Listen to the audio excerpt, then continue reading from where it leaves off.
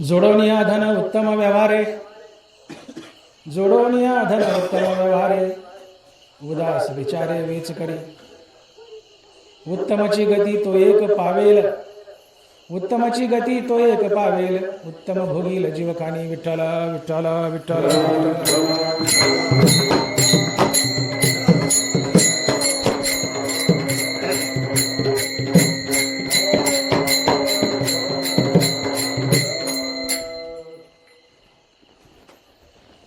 श्री संस्थान परमपूज्य आदरणीय श्री साहेबरावजी ढेकळे पाटील आणि जनार्दन ढेकळे पाटील या ठिकाणी चालू असलेला अखंड हरिनाम सप्ताह आणि त्यातली माझ्याकडे आलेली आजची 3ऱ्या दिवसाची सेवा आणि सेवेसाठी निवडलेला अभंग जगद्गुरू श्री संत तुकाराम महाराज यांचा 6 चरणाचा आणि उपदेशपर प्रकरणातील अभंग आहे. विठ्ठल विठ्ठल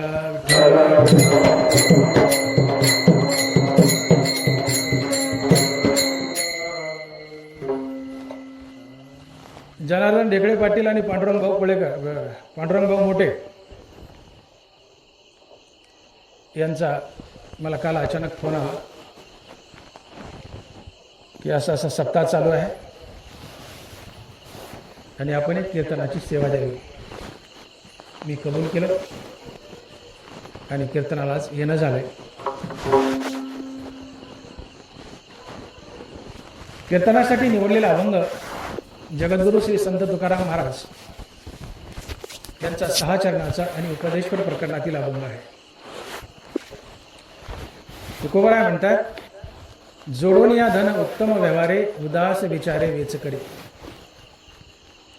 उत्तमची गती तो एक पावेल, उत्तम भोगील जीवखानी. या अभंगात तुकोबराय आम्हा संसारिकांना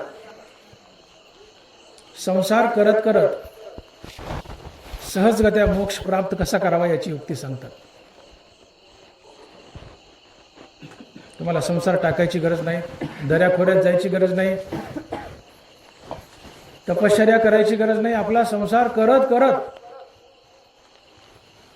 मुक्ती कशी मिळवावी याची युक्ती सांगतात. या अभंगामध्ये महाराजांनी एक आचारसंहिता अर्थात एक नियमावली आम्हाला घालून दिली आहे की तुम्ही तुमच्या संसारात असं असं वागा, निश्चित रूपाला तुम्हाला मुक्ती मिळेल, किमान उत्तम गती तरी मिळेल. काही यादी दिली, काही नियम दिले. त्यातला पहिला नियम आहे, जोडोनिया धन उत्तम व्यवहारे. तुकोबाराय म्हणतात, धन तुम्ही उत्तम व्यवहारानं जोडा. हा पहिला नियम घालून दिला. धन तुम्ही उत्तम व्यवहाराने अर्थात नीतिमत्तेने कमवा. का बरं तुकोबारायचा हट्ट काय की धन उत्तम व्यवहाराने अर्थात नीतिमत्तेनेच का कमवावं?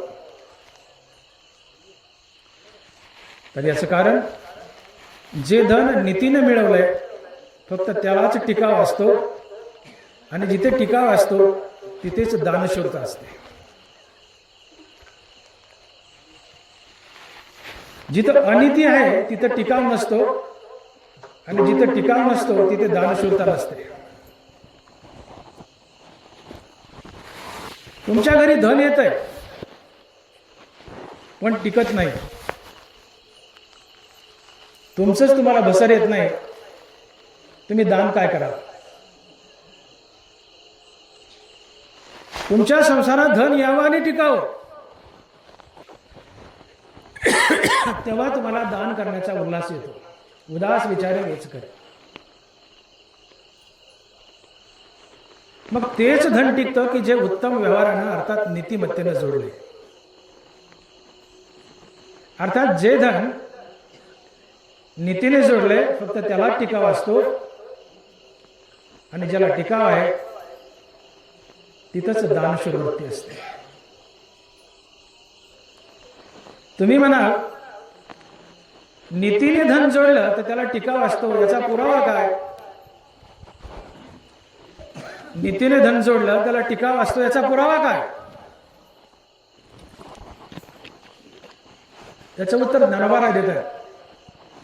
जेणे चोखाळत दिसे न्याय, तो व्यवसाय तो व्यवसाय, माझेची स्वरूप राय सुरांचा म्हणे.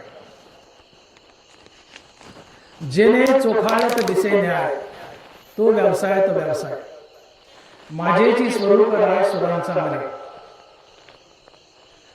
जो व्यवसाय शुद्ध नीती व न्यायाने केला जातो तो व्यवसाय साक्षात भगवान श्रीकृष्ण असतो.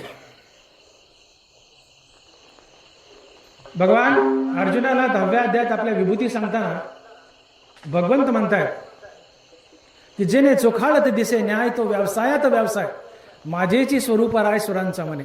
देवाचा देव भगवान कृष्ण म्हणतो की जो व्यवसाय शुद्ध नीती व न्यायाने केला जातो ते भगवंताचं प्रतिरूप असतं, भगवंताची दिव्य विभूती असते. नवे नवे नीतीने केलेला व्यवसाय साक्षात भगवान कृष्ण असतो.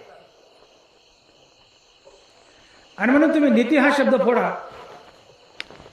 न अधिक इति, न अधिक इति बरोबर नीती. इकडे या ना. न म्हणजे नाही आणि इति म्हणजे शेवट. न म्हणजे नाही आणि इति म्हणजे शेवट. ज्याला कधीच शेवट नाही ती नीती असते, आणि ज्याला कधीच शेवट नाही तो परमात्मा असतो. म्हणून परमात्मा नीती आहे आणि नीती हाच परमात्मा आहे. आणि म्हणून भगवंत उद्धवाला भागवतात बोलतायत की ते नीतीची नीती मी श्रीपती जाण निश्चिती उद्धव. नीतीची ही मूर्तिमंत नीती भगवान कृष्ण आहे. नीती देव आहे, देव नीती आहे.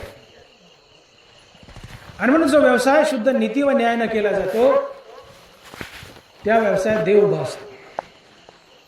आणि जिथे देव उभा असतो तिथं देवाच्या बाजूला लक्ष्मी येऊन उभी राहते आणि तिथं कायमची स्थिर होते.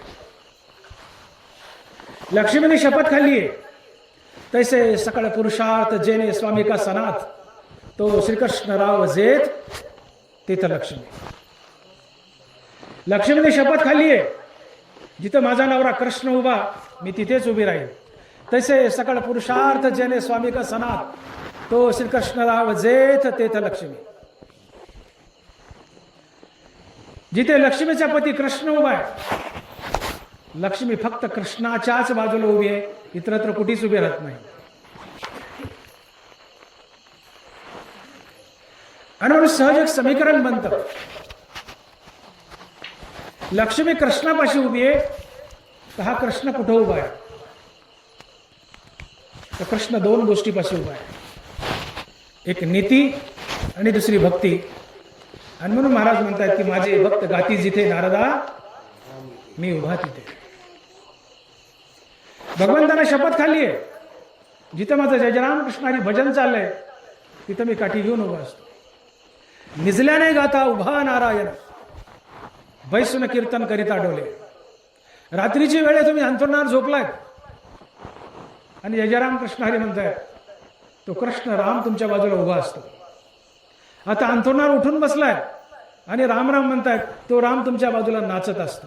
निजल्याने गाता उभा नारायण, बैसून कीर्तन करीता डोले. देव आपल्या नावापाशी उभा असतो. मी एक वेळी वैकुंठी नसे भानुबिंबीही ना दिसे, वरी योगियाची मानसे उमरडोली जाय, परी तयापाशी पांडवा मी हरप लागी वंसावा, जेत नाम भूषू बरवा करी तिथे माझा. अर्जुना, तुला जर वाटलं कधी कृष्ण हरपलाय आणि त्याला शोधायचंय, कृष्णाला शोधायचंय, तर तुला एक कायमचा पत्ता सांगतो म्हणले. तुम्हाला वैकुंठात शोधू नको. एक वेळेस मी वैकुंठात नसेल, सूर्याच्या ध्यानात नसेल, सूर्याच्या तेजात नसेल, योग्याच्या ध्यानात नसेल, पण तिथं मात्र जरूर असेल की जिथं माझं जय राम कृष्ण हरी भजन चाललंय. तात्पर्य देव आपल्या नावापाशी उभा आहे. देव नीतीपाशी उभा आहे, देव भक्तीपाशी उभा आहे, आणि जिथे देव उभा आहे तिथे लक्ष्मी उभी आहे. मग जो व्यवसाय इमानदारीने केला जातो, नीतीने केला जातो, जोडून या धन उत्तम व्यवहार आहे. जिथं धन उत्तम व्यवहारानं जोडलं जातं, अर्थात नीतीने इमानदारीने जोडलं जातं, तो व्यवहारच कृष्ण आहे. नीतीने व्यवहार करणं हा नीतीचा व्यवहारच कृष्ण आहे. नीतीच्या व्यवहारात कृष्ण उभा असतो म्हणण्यापेक्षा नीतीने केलेला व्यवहारच कृष्ण आहे. आणि मग तुम्ही उत्तम रीतीने धन जोडलं, नीतीने धन जोडलं, तिथं कृष्ण उभा आहे, कृष्णापाशी लक्ष्मी उभी आहे. आणि जेव्हा तुमच्या घरात कृष्णाचे लक्ष्मी उभी आहे, हा धनाला असलेला टिकाव असतो, हा धनाला असलेला टिकाव असतो. आणि म्हणून तुकोबाराचा हट्ट आहे, जोडून या धन उत्तम व्यवहार आहे. का तुकोबारा का हट्ट करतात की धन उत्तम व्यवहारानंच जोडा? त्याचं उत्तर, उत्तम व्यवहारानं जोडलेलं धन, अर्थात नीतीने जोडलेलं धन, त्याला टिकाव असतो. आणि जे धन अनितीने जोडलंय, लांडी लबाडीने जोडलंय, त्याला टिकाव नसतो.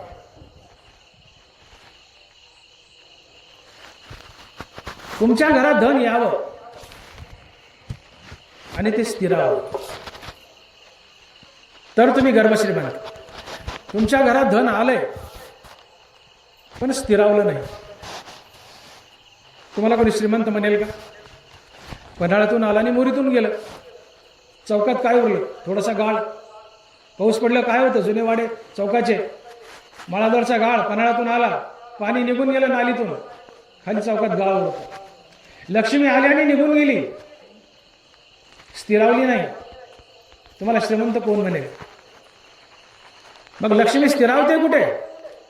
सुकुळीनी आपली आत्मजा सुकुळीच दिली, हे असो लक्ष्मी स्थिरावली मुकुंदी जैसी.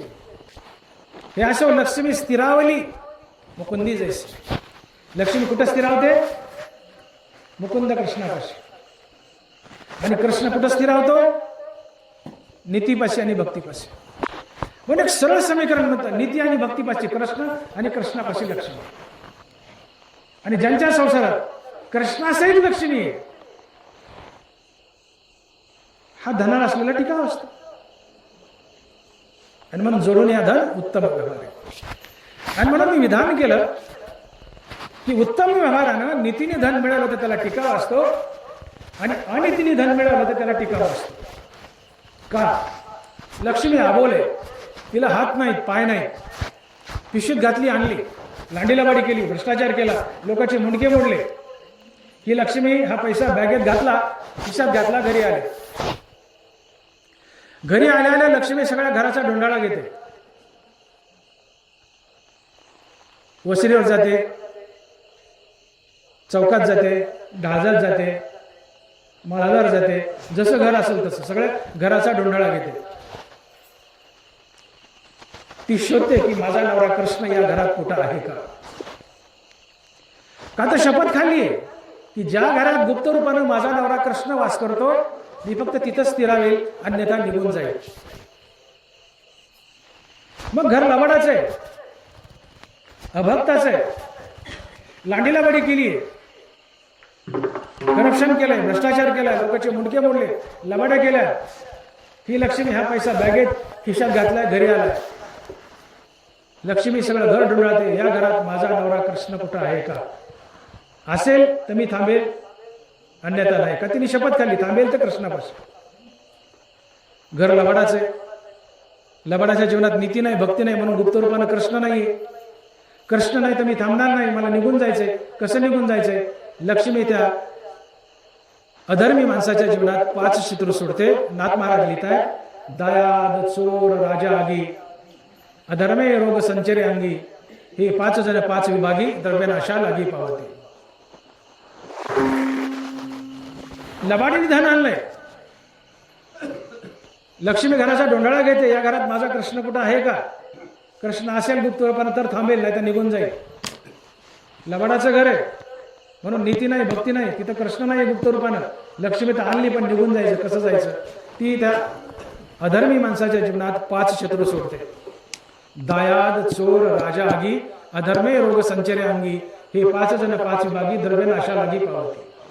ते अधर्मी माणसाच्या जीवनात 5 शत्रू सोडते, त्या धनाचा नाश करते आणि निघून जाते. यातला पहिला शत्रू आहे दायाद. लक्ष्मीला निघून जायचं. धनाचा नाश करण्यासाठी लक्ष्मी दायाद नावाचा पहिला शत्रू सोडते. आणि ह्या दायाद म्हणजे, ह्या दायाद शब्दाचे नाथ महाराजांनी 2 अर्थ केले. दायाद म्हणजे आपले भाऊबंद आपल्या वाईटावर टपणे, भावाभावात यादवी माजणे, भावाभावात काठ्या कुरड्या होणे, याला म्हणतात दायाद. म्हणून ज्या घरामध्ये धन लबाडीने येतं, अनितीने येतं, भ्रष्टाचाराने येतं, त्या घरात एक ना एक दिवस भावाभावात काठ्या कुरड्या होतातच. भावाभावात यादवी माजतेच. तुम्ही आपल्या सभोवताली बघा, जी मोठी मोठी घरं आहेत, जिथं लबाडीने पैसा येतोय, अधर्मानं पैसा येतोय, भ्रष्टाचारानं पैसा येतोय, भावाभावात काठ्या कुरड्या होतात, हाणतात, मारतात, धन वाटून घेतात आणि धनाचा नाश होतो. पहिला शत्रू दायाद. भावाभावात यादवी माजते, भांडण होतं, धनाचा नाश होतो, लक्ष्मी निघून जाते, अनितीचं टिकत नाही. दायाद शब्दाचा दुसरा एक अर्थ आहे, दायाद म्हणजे लक्ष्मी आपल्या अवलादीला दुर्बुद्धी फोडते, बाई बाटली ताटली इकडे झुकवते, त्याला पैसा वाममार्गात खर्च करायला लावते आणि निघून जाते. म्हणून ज्या घरामध्ये लबाडीने पैसा येतो, त्या लबाड अधर्मी माणसाच्या अवलादी तपासून पहा. पोरग एककड, पोरगी एककड, बायको एकीकड, कशाचा कशाला थांग पत्ता नाही, कुणाचा कुणाला मेळ नाही. अधर्मानं घरात पैसा आणला तर लक्ष्मीला निघून जायचंय. कसं जायचं? तिला पाय नाहीत, हात नाहीत, निघून जायचंय. काय करतं? ती आपल्या अवलादीला दुर्बुद्धी फोडते, त्याला बाई बाटली ताटलीकडे झुकवते, वाईट मार्गाला लावते, पैसे खर्च करायला लावते, निघून जाते.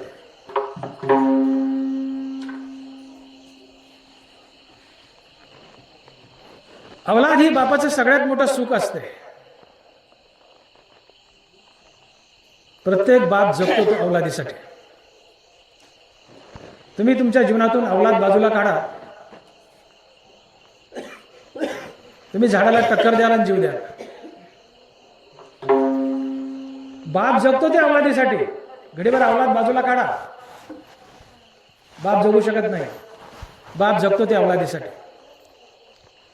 आणि बापाच्या डोळ्यात एकच जर अवलाद व्हायला गेली, ते बापाचं सगळ्यात मोठं दुःख असतं. बाप गुडघ्यात मान घालतो आणि पोराला म्हणतो, अरे पोरा, या धनाचं नको असं वाटलं करू. अरे पोरा, या धनाचं नको असं वाटलं करू. हे धन मिळवण्यासाठी मी लय लोकांचे मुंडके मोडलेत. काय म्हणतो बाप? हे धन मिळवण्यासाठी मी लय लोकांचे मुंडके मोडलेत. पोरग म्हणतात, जरा दम काढ, तुझंच मुंडकं मोडायचं बाकी आहे. आणि पोरग मुंडकं मोडतं, गचुऱ्यावर पाय देतं, गचुर धरतं, काढ म्हणतं त्याच्यावर. बापाकडून चावी हिसकावून घेतं, धन लुटतं, धनाचा नाश करतो, लक्ष्मी निघून जाते. कुठे नालायक अवलाद येणं ही बापाला अधर्माना वागल्याची फेड असते. अवलाद जर व्हायला गेली, अवलाद बापापुढे नंगानाच करू लागली, हा सर्वस्वी दोष बापाचा असतो. पुटी नालायक अवलाद येणं ही बापाला अधर्मानं वागल्याची फेड असते. अवलाद जर आपल्या डोळ्यापुढे नंगानाच करू लागली तर बाप अर्ध्या आयुष्यात झुरून मरतो. याला नाथ महाराज दायाद म्हणतात. अधर्मानं धन आणलंय, लक्ष्मीला हात नाही, पाय नाही, अबोले, पिशवीत घातली, खिशात घातली, आणली, भ्रष्टाचार, लांडीला बडी करून. पण मी बोललो, आल्याला ती घराचा ढोंढळा घेते की या घरात माझा कृष्ण, माझा नवरा गुप्त रूपानं कुठं वास करतो का? कृष्णावर शपथ खाल्ली, थांबेल तर नीती आणि भक्तीपाशी. लबाडाचं घर आहे, जीवनात नीती नाही, भक्ती नाही, म्हणून कृष्ण नाही. कृष्ण नाही, मग लक्ष्मी म्हणते थांबेल तर कृष्णापाशी. कृष्ण नाही, निघून जायचं. कसं जायचं? पहिला शत्रू दायाद, भावबंद वाईटावर टाकतात, अवलाद व्हायला जाते, धनाचा नाश करते, लक्ष्मी निघून जाते, मनुष्य भिकायला लागतो.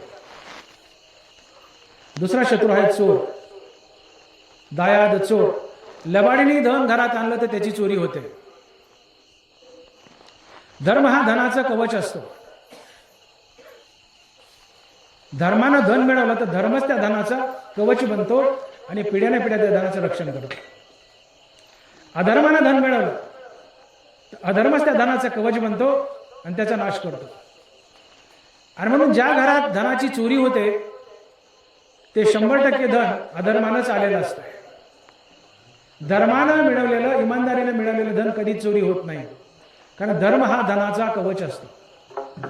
धर्मानं धन मिळवलं, नीतीनं धन मिळवलं तर तो धर्मच त्या धनाचं कवच बनतो आणि त्याचं पिढ्यानपिढ्या रक्षण करतो.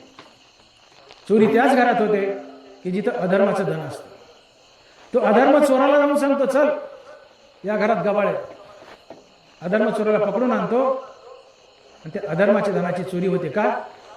अधर्माच्या धनाचं कवच अधर्मच असतं आणि अधर्म चोरीला घालतो ते धन. दुसरा शत्रू चोर, दायाद चोर, त्या धनाची चोरी होते. हे नाथ महाराज बोलतात भागवतात. दायाद चोर राजा, तिसरा शत्रू. लबाडीने धन घरात आणलं तर त्याच्यावर इन्कम टॅक्सची धाड पडते. किंवा मोदी साहेब नोटबंदी करतात. मोदी साहेब नोटबंदी करतात. 8 नोव्हेंबर 2017 मोदी साहेब टीवीवर बोलले, आज से 500 और 1000 की नोट चलन से बाद होगी. लोकांच्या पायाखालची जमीन सरकली. राजा काय असतो आम्हाला नोटबंदी झाली त्या दिवशी कळालं. लोकांना वाटतं मारली फुल्ली, बसला दिल्लीत, त्याचा आपला काय संबंध आहे?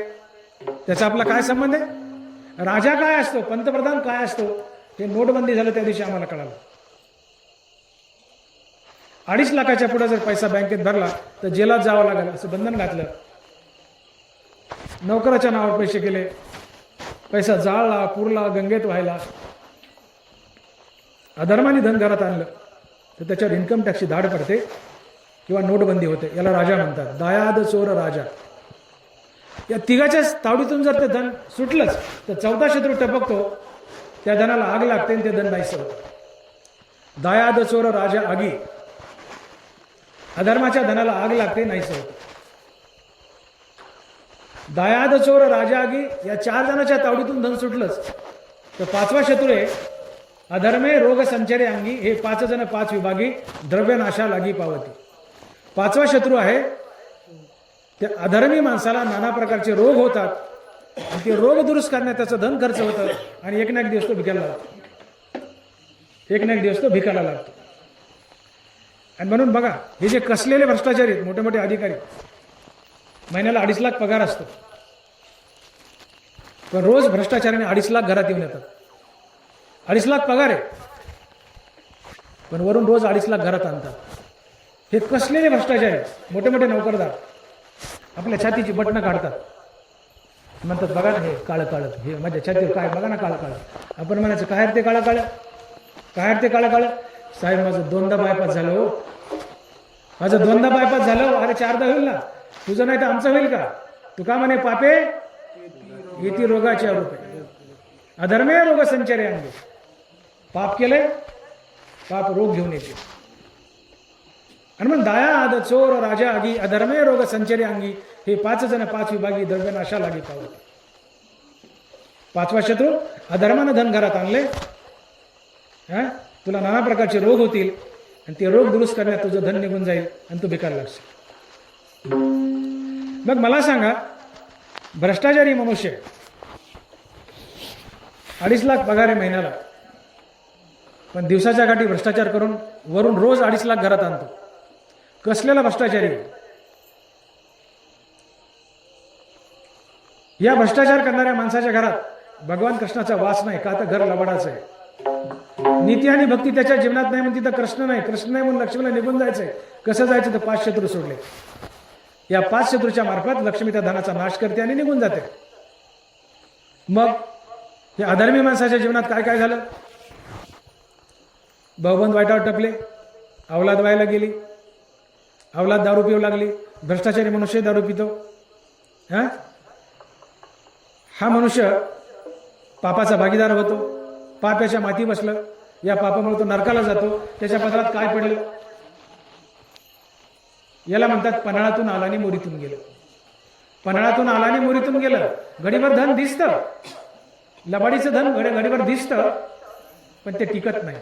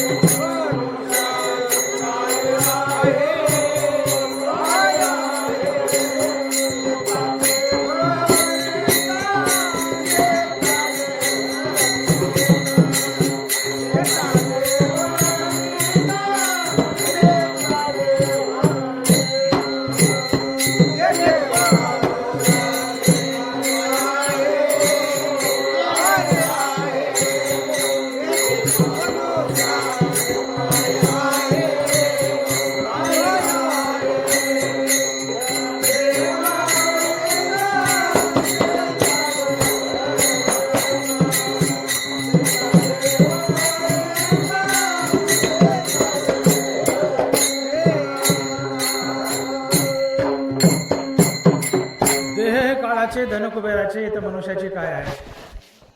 ठीक आहे, प्रमाण बसत नाही थोडं, पण असू दे. देह काळाचे, धन कुबेराचे. माणसाचं काही नाही, उघडच यायचं, उघडं जायचं, उघड्याची यावी, उघडीची जावी. प्रश्न नीतीचा चाललाय, उत्तम व्यवहाराचा चाललाय. अनितीने धन मिळवलं, लांडी लबाडीने धन मिळवलं, तर ते धन टिकत नाही. हा विषय होता. का टिकत नाही? तर भगवंताने शपथ खाल्ली, थांबेल तर नीती आणि भक्तीपाशी, आणि लक्ष्मीने शपथ खाल्ली, थांबेल तर भगवंतापाशी किंवा कृष्णापाशी. म्हणून नीती आणि भक्तीपाशी कृष्ण आहे आणि कृष्णापाशी लक्ष्मी. पण घरला पडायचं आहे, म्हणून त्याच्या जीवनात भक्ती नाही, नीती नाही, म्हणून तिथं गुप्त रूपानं कृष्ण नाही, कृष्ण नाही म्हणून लक्ष्मीला निघून जायचे. कसं जायचे? हे 5 शत्रू, दायाद चोर राजा आगी, अधर्मे रोग संचरे अंगी, हे 5 जण 5 विभागी, द्रव्यनाशा लागत. या 5 जणांच्या मार्फत हे धन निघून जातं. धन निघून गेला, शेवटी तुम्ही कंगाल होता, भिकायला लागता. याला मी म्हटलो की पन्हाळातून आलं, मोरीतून गेलं. लक्ष्मी जीवनात यावी आणि स्थिरावी, तर तुम्ही श्रीमंत. लक्ष्मी आल्याने निघून गेली, तुम्हाला श्रीमंत कोण म्हणेल? मग लबाडीचं धन आहे, निघून जातं का? तर लक्ष्मी थांबते ती फक्त कृष्णापाशी, कृष्ण नीती आणि भक्तीपाशी. लबाडाच्या जीवनात नीती नाही, भक्ती नाही म्हणून कृष्ण नाही, कृष्ण नाही म्हणून लक्ष्मी स्थिरावत नाही, लक्ष्मी निघून जाते. आणि म्हणून सुरुवातीला मी विधान केलं होतं की तुकोबाराय म्हणतात की जोडून या धन उत्तम व्यवहारे, उदास विचारे वेच करे. की तुकोबाराचा हट्ट काय? की धन उत्तम व्यवहारानंच कमवा. याचं उत्तर, उत्तम व्यवहारानं अर्थात नीतिमत्तेनं कमवलेलं धनच टिकतं, अनीतीने कमवलेलं धन टिकत नाही. या 5 शत्रूमार्फत त्याचा नाश होतो आणि निघून जातं. आणि म्हणून अनीतीने कमवलेलं धन टिकत नाही, नीतीने कमवलेलं धनच टिकतं. आणि म्हणून तुकोबार अभंगाच्या पहिल्या चरणात म्हणताय, अभंगाच्या पहिल्या चरणात म्हणताय, अभंगाच्या पहिल्या उत्तम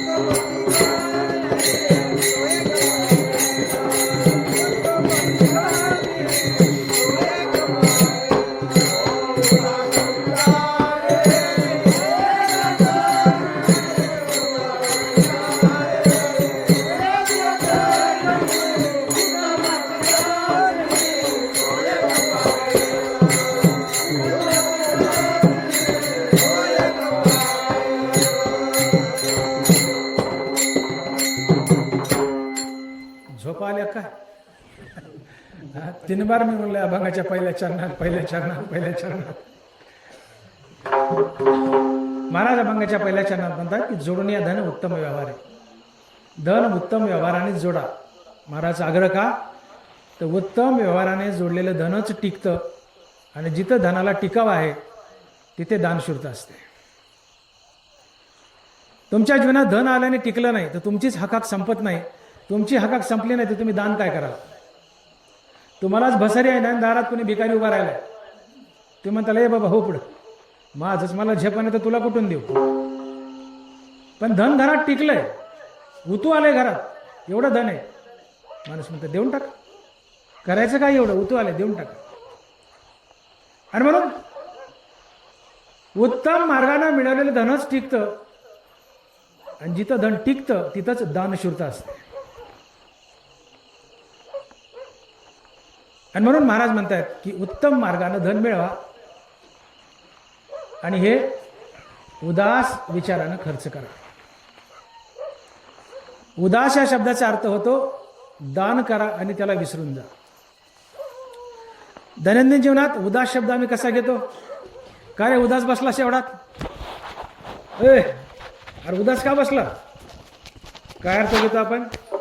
उदास म्हणजे दुःखी, खिन्न विचारात. मग असा अर्थ घ्यायचा की उत्तम व्यवहाराने धन जोडा आणि दुःखी होऊन खर्च करा, खिन्न होऊन खर्च करा.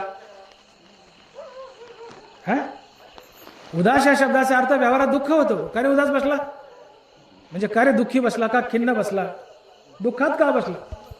तर उदास या शब्दाचा अर्थ व्यवहारात जरी दुःख होत असला तरी उदास या शब्दाचा शास्त्रात अर्थ होतो दान करा आणि ते विसरून जा. उदास बरोबर आहे. उदास शब्दाची व्याख्या सांगतात ज्ञानेश्वरीमध्ये, या देहावरी उदासू ऐशा परी उखिता जैसा बिडारी बैसला आहे. या देहावरी उदासू ऐशा परी उखिता जैसा बिडारी बैसला आहे. एक महात्मा, एक संत देहावर उदास असतो म्हणजे त्याला देह भान नसतं, देहाचा विसर पडलेला असतो. दोन माणसे बसस्टँडला उभे, आपलं आपलं सामान हातात आहे, दोघाला दोन गावाला जायचे. दोघं आपल्या आपल्या गाड्याची वाट पाहत आहेत. गाड्याचा टाइम झाला पण गाडी आली नाही, दोघाची गाडी आली नाही. त्यात एकाला लघवी आली. तो बाजूच्याला म्हणतोय लक्ष ठेव रे, मी लघवी करून येतो. तो म्हणतो ये पटकन. हा पळत गेला लगवीला, तेवढ्या त्या दुसऱ्या माणसाची गाडी आली की ज्याला म्हणला होता की माझ्या गबाळाला लक्ष ठेव. हा लघवीला गेलाय, गबाळाला लक्ष ठेव म्हणलाय. हा लघवीला गेला की गाडी आली, तो त्याच्या गाडीत बसला, त्याचं गबाळ तिथंच पडलं. चोर आले, घेऊन गेले. माघारी आला तर गाडी नाही, तो माणूस नाही, गबाळ नाही. तो निघून गेलेला मनुष्य या लघवीला गेलेल्या माणसाच्या गबाळाबद्दल उदास आहे. त्याला घेणं देत नाही, राहिलं काय आणि गेलं काय. देह राहो अथवा जाओ पांडुरंगी दृढ भाव. देह राहिला काय आणि गेला काय.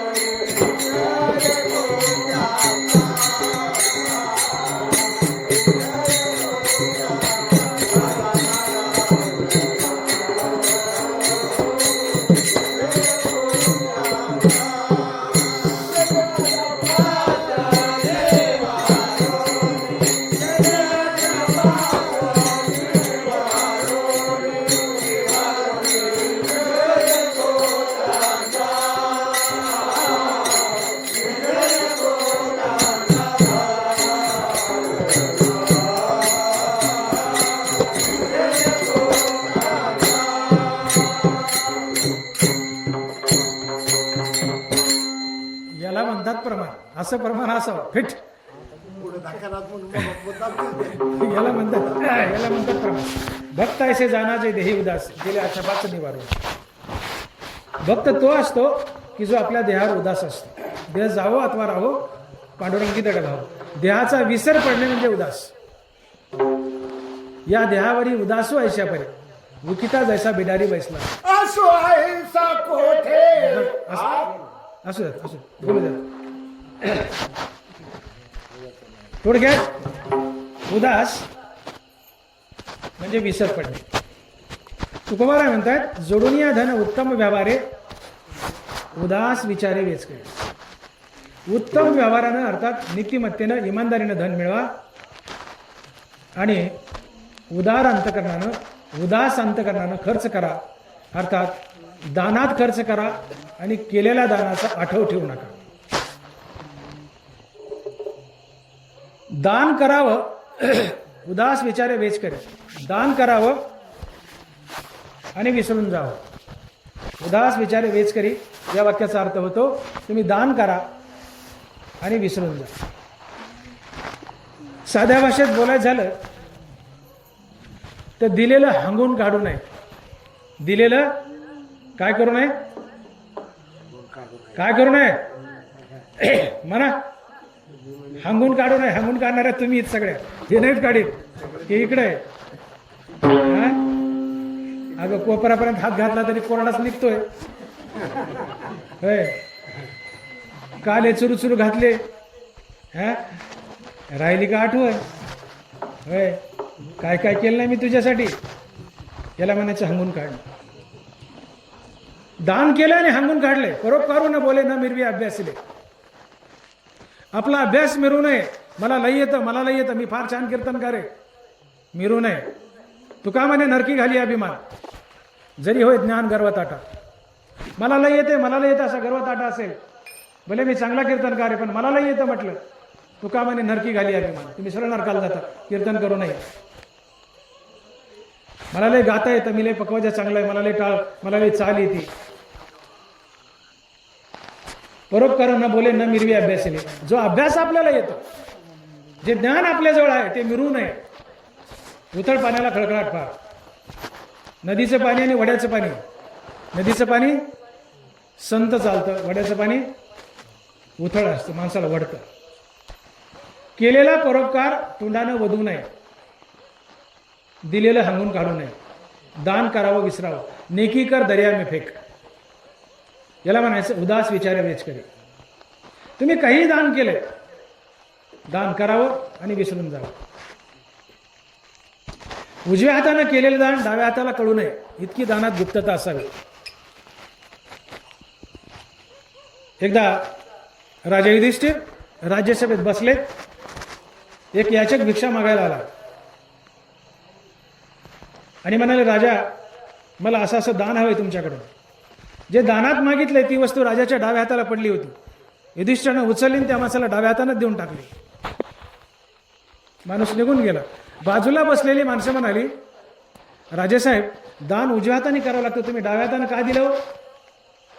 युधिष्ठिर म्हणतो, ती डाव्या हातातली वस्तू डाव्या हातातून उजव्या हातात घेईपर्यंत माझ्या मनात किंतु आला असता, दान न करावं असं मला वाटलं असतं तर मी दानही दिलं नसतं. दानात त्वरा असावी, दानात विसर असावी. दान मागितलंय, उचललं दिलं, हात उजवा काय डावा काय, आणि दिलंय ते विसरून जावं. ताबडतोब करावं, केलेलं दान विसरावं. केलेलं दान विसरणं याला म्हणतात उदास विचारे वेच करे. नीतिमत्तेनं धन कमवा आणि दान करा. अर्थात केलेलं दान विसरून जा, ध्यानात ठेवू नका. डोंगराला लहानपणी, आता तुमचं गाव डोंगरातच आहे, मी काही लांबचं नाही, लिंबारूचाच आहे. लहानपणी 12वीपर्यंत डॉक्टर होण्याच्या आधी 12वीपर्यंत उन्हाळ्यात 2 महिने, दिवाळीच्या सुट्टीत 1 महिना, असे 3 महिने आम्ही जनावर सांभाळायचो लहानपणी. सगळ्याचं जीवन तसलं होतं, खेड्यातली मुलं होतो आपण. आम्ही गाई सांभाळायला. आमच्या गावाला मांदळ्याचा डोंगर आहे, डोंगराला गाई नेल्या. आमचा ग्रुपच होता आपला, सखाराम ठेंगल, रामदास बंगाळ वगैरे आमचा पुरा. डोंगराला एक कडू इंद्रावन नावाची वेल उगते, तुम्ही पाहिली असेल, काटेरी असते आणि तिला पिवळे फळं येतात. नरवरा त्या इंद्रायणीचा दृष्टांत देतात ज्ञानेश्वरीमध्ये. तरी दाने सर्वस्व देणे, वेचणे ते व्यर्थ करणे, जैसे फळोनी स्वय सुकणे इंद्रावणी जेवी. दान कसं असावं? नरवरा म्हणतात इंद्रावणीसारखं असावं. इंद्रावणीला अशी पिवळी पिवळी कवटासारखी पिवळी फळं येतात. ती फळं पिकली की इंद्रावणी त्या फळाला सोडून देते, ती वाळून जाते, तिचा चुरा होतो, तिच्या काड्याकुड्या होऊन ती वाऱ्याने उडून जाते. तरी दाने सर्वस्व देणे, वेचणे ते व्यर्थ करणे, जैसे फळोनी स्वय सुकणे. शब्द कसा आहे? फळोनी स्वय सुकणे इंद्रावणी जेवी. इंद्रावणी फळली, स्वतः सुकली, वाळली, तिचा चुरा झालाय आणि त्या काड्याकुड्या वाऱ्याने उडून गेला, पाठीमागे नुसता फळाचा ढिगल आहे. आता आम्ही डोंगराला गेलो, तुम्ही आम्ही, तर झाड नाही, वेल नाही, काही निशाणी नसते, तिथं पिवळ्या पिवळ्या फळाचा ढिगल असतो. माणसाला प्रश्न पडतो, इथं झाड नाही, झुडूप नाही, वेल नाही, पटांग नाही, मग ही फळं आली पण त्या झाडाला. जशी इंद्रावणी, कडू इंद्रावणी फळं देते आणि ही फळं कोणत्या झाडाला आली त्याची निशाणी मागं ठेवत नाही, तसं दान करा आणि दान केल्याची खून, दान केल्याची निशाणी अंतकरणात ठेवू नका. दान करा आणि तात्काळ विसरा. याला म्हणायचं उदास विचारे वेच. दान करा आणि विसरा.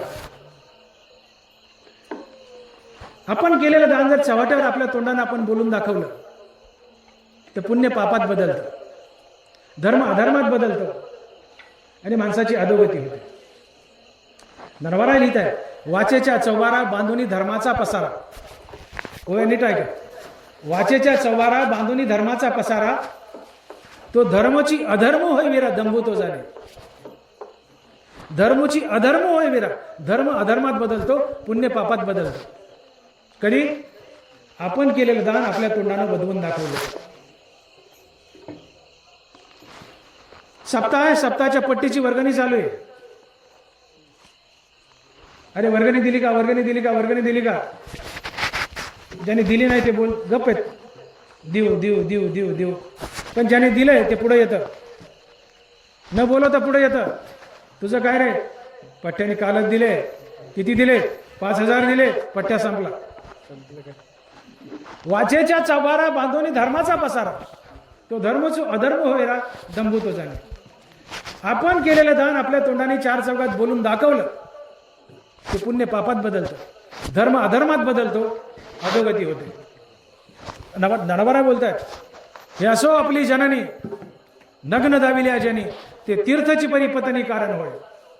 आपली आई आहे, रोज सकाळी उठावं, तिचं स्नान करावं, तिच्या पाय पडावं, रोज ती मोक्षाला नेते. पण तीच आई उघडी केली, नागवी केली, चव्हाट्यावर लोकांना दाखवली, ती सरळ नरकाला नेते. नरवरा बोलतात, हे असो जननी, हे असो आपली जननी नग्न दाविल्या जनी, ते तीर्थ पत्नी कारण होय. आई तीर्थ आहे, रोज सकाळी उठा, तिचं दर्शन घ्या, स्नान करून, ती मोक्षाला नेते. पण ती उघडी नागडी करून दाखवली, शब्द नरवरायचे, ती उघडी नागडी करून दाखवली तर ती सरळ नरकाला नेते. दान केलं, झाकून ठेवलं, मोक्षाला नेतं. दान केलं, चव्हाट्यावर उघडं करून दाखवलं, सरळ नरकाला नेतं, अधोगती होते. म्हणून आपण केलेलं दान आपल्या तोंडानं चव्हाट्यावर बोलून दाखवू नये. याला म्हणायचं उदास विचारे वेच करी. याचे काही उदाहरण देताना नरवरा बोलतायत की खडाने आली पाहना पळवी जेवी अर्जुना, का राहे पान्यांगाना वडीलपणे. पान्यांगाना म्हणजे वेश्या. एखादी बाई आहे, वाईट घटना करते, नरवराच्या वयात आपण बोलत नाही. खडाने आली पाहना पळवी जेवी अर्जुना, का राहे पान्यांगाना वडीलपणे. पान्यांगाना म्हणजे वेश्या. वेश्या आहे, तिला वाईट वागायचं. तिला विचारलं, बाई तुझं वय किती आहे? आज तर 60, पण सांगते 25. वेश्या आपलं वय चोरते, आपलं वय लपवते, वाईट वागायचे. 60 म्हणलं कोण जाईल तिच्याकडे. वेश्या जशी आपलं वय लपवते तसं आपण केलेलं दान पुण्य लपवून ठेवा. लाथाड गाय धनी धार काढायला कासत बसला, खडाने आली पाहना पळवी जेवी अर्जुना, का राहे पान्यांगाना वडीलपणे. लाथाड गाय, खोडील गाय, धनी धार काढायला बसला, पाहना चोरते. खोडील गाय जसं आपला पाहना चोरते तसं आपण केलेलं दान पुण्य चोरून ठेवा. चव्हाट्यावर कुणाला सांगू नका. नाना कृषीमुळे आपले पांगुरवी पेरिले, तसे झाकी निपजले दान पुण्य. शब्द ऐका. नाना करशी वळू आपले झाकी निपजले. नाना करशी वळू आपले पांघरू पेरिले तैसे झाकी निपजले दान पुण्य. काय शब्द आहे? झाकी निपजले दान पुण्य. शेतकऱ्याने पेरणी केली, मागे रासनी आणतो का? बी झाकतो पाखराने खाऊ नये म्हणून. शेतकरी पेरल्यानंतर जसा रासनी घेऊन बी झाकतो तसं आपण केलेलं दान झाकून ठेवा. चार चौकात बोलून दाखवू नका. याला म्हणायचं उदास विचारे वेच करा. दान करा आणि तात्काळ विसरा. नेकी कर दर्या में फेक. केलेलं दान चव्हाट्यावर चार चौकात बोलून दाखवू नका. भावाला बोलतात का कुळवधू लपवी अवयवात. एक धनिक मनुष्य जंगलात सापडला, खूप पैसे खिशात, चोरानं अडवलं आणि धरला गचोऱ्याला. शेठजी मोठा घोड्यावर बसून चाललाय, खाली उतरवला. उतार म्हणले खाली, काढ म्हणले पैसे माझ्याकडे बघा, काढ म्हणले पैसे. जवळ खूप पैसे, शेठजी धनिक मनुष्य, गचोऱ्याला धरलाय चोराने. चोर हाणालेत, पैसे काढ. तू आपली श्रीमंती चोरतो. नाही माझ्याजवळ काय, मी गरीब माणूस आहे, काय नाही हो, काय नाही हो, नका चापू, काय नाही हो माझं, काय नाही हो. श्रीमंत मनुष्य चोराने जंगलात अडवलाय, आपली श्रीमंती चोरतो. जवळ पैसे आहेत तरी श्रीमंती चोरतो. श्रीमंत जसं आपली श्रीमंती चोरतो तसं केलेलं दान पुण्य चोरा. तोंडानं वधवून दाखवू नका. नरमाज बोलतात का कुळवधू लपवे अवयवात. खानदानी बाई आहे, चाप चोप आहे, आपले इंद्रिय आपले अवयव पदराखाली झाकून ठेवते. खानदानी बाई आपलं नख सुद्धा उघडं पडून देत नाही. खानदानी बाई जसे आपले अवयव झाकून ठेवते तसं आपण केलेलं दान पुण्य झाकून ठेवा. का कुळवधू लपवी अवयवाते. खानदानी स्त्री जसे आपले अवयव पदराखाली झाकून ठेवते तसं केलेलं दान पुण्य झाकून ठेवा. चार चौघात बोलून दाखवू नका. पुण्य पापात बदलतं, धर्म अधर्मात बदलतो. केलेल्या दानाचा उपयोग होत नाही. आणि म्हणून तुकोबर आहे आम्हाला इशारा करतात की बाबांनो संसारातच राहा, कुठं जाऊ नका, येऊ नका, तपश्चर्या नको, काही नको. जो काय तुमचा व्यवसाय शेतीवाडी त्या व्यवसायातच राहा, पण तो व्यवसाय उत्तम रीतीने करा, इमानदारीने करा, नीतीने करा. नीतीने पैसा जोडा आणि उदार आणि उदास अंतकरणाने खर्च करा. अर्थात ते केलेलं दान तात्काळ विसरून जा, ध्यानात ठेवू नका, चार चौघात बोलून दाखवू नका. दान हे स्वकष्टाचं असावं. आता आपल्याकडे बऱ्याचशा पद्धती आहेत. लोकांचे मुंडके मोडायचे आणि आपल्या पोरीच्या लग्नात मोठ्या मोठ्या पंक्ती उठवायच्या. अनेक लोक आहेत असे. हे आपण नुकती पुऱ्या भात हे जेवण घालतो ना, हे फार साधं जेवण आहे. तुम्ही जर कधी शहरामध्ये पाहिलं 5-5 हजार रुपयाला एक थाळी असते. एका माणसाचं जेवण 5,000 होतं. एका पट्ट्याने तर सोन्याच्या ताटात जीव घातला. भारतातला सगळ्यात मोठा माणूस सोन्याच्या ताटात. लाख रुपयाला एक थाळी. कोट्यावधी रुपयाचं जेवण असतं. पण नानाबारा बोलताय विभांडोनी या जग आणले पदार्थ अनेक, मग घालू लागे मातंग गवादिशी. लोकांचे मुंडके मोडलेत, पैसा आणलाय, पंक्ती उठवल्यास त्याचं तुला कवडीचंही पुण्य मिळायचं नाही. माऊली म्हणताय विपाये गुणाक्षर पडे का टाळीये कावळा सापडे. विपाये गुणाक्षर पडे की टाळीये कावळा सापडे, तरीच त्या पुण्य जोडे तामसाचे.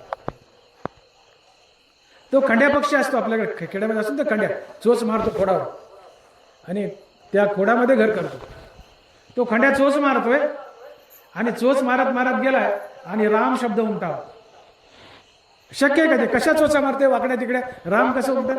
विपाये गुणाक्षर पडे का टाळीये कावळा सापडे. खंड्या चोच मारतोय आणि राम शब्द उमटावा. तुम्ही टाळी वाजत बसलेत आणि टाळीत कावळा सापडावा. शक्य आहे का? अहो कावळा चतुर आहे, एकच डोळा आहे, तो सावली पडू देत नाही तर पळून जातो. तुमच्या टाळीत कधी सापडा? टाळीत जर कावळा सापडला हे शक्य झालं तर ज्याने लबाडीने पैसा आणला त्याच्या पंक्ती उठवल्यात तर त्याला पुण्य लाभेल, अन्यथा नाही. म्हणजे तुम्ही लोकांचे मुंडके मोडले, पैसा आणला त्याच्या अनेक पंक्ती उठवल्या, कवडीचं पुण्य लागत नाही. धन आपल्या कष्टाचं असावं, उत्तम व्यवहाराचं असावं, इमानदारीचं असावं आणि मग त्याने पंक्ती उठाव्यात. ते दान घडतं, त्यांनी पुण्य लागतं, त्यांनी तुम्हाला मुक्ती मिळते. स्वधर्म आतोते जे जे मिळेल आपल्या हाते ते ते दिजे बहुते सन्मानी होते. आपल्या व्यवसायातला आणि इमानदारीचा असावा आणि समोरच्याला आदरयुक्त द्यावा. समोर एखादा मनुष्य आला दान मागायला, त्याचा आदर करावा, त्याची पूजा करावी. या बसा, त्याला कौपिक घालावं. काय पाहिजे? 10,000 पाहिजे, हे घ्या आणि जा. पाय पडून 10,000 द्यावे आणि क्षणात विसरून जावं. याला म्हणायचं उदास विचारे वेच करी. आपल्या कष्टाचं, इमानदारीचं आणि आदरयुक्त समोरच्याला द्यावं आणि त्याच्या परतफेडीची अपेक्षा करू नये. याला म्हणायचं सात्विक दान. आणि असं दान तुमचा उद्धार करतं, ते तुम्हाला मुक्ती मिळून देतं. याला तुकोबाराय म्हणतात, जोडून या धन उत्तम व्यवहारे, उदास विचारे वेच करी. दान दिले पण व्याजावर डोळा ठेवलाय. गाईला चारा घातलाय पण दुधावर डोळा ठेवलाय. दुधावर डोळा ठेवलाय. सोयऱ्याला पत्रिका दिल्या पण आहेरावर डोळा ठेवलाय. आहेरावर डोळा ठेवलाय.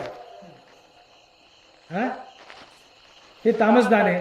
त्याचं कवडीचं पुण्य लागत नाही, तुमचा उद्धार होत नाही. स्वतःच्या कष्टाचं असावं, इमानदारीचं असावं आणि परतफेडीची आशा न करता द्यावं. याला म्हणतात सात्विक दान. आणि असं सात्विक दान केलं तर काय फायदा होतो हे अभंगाच्या दुसऱ्या चरणात.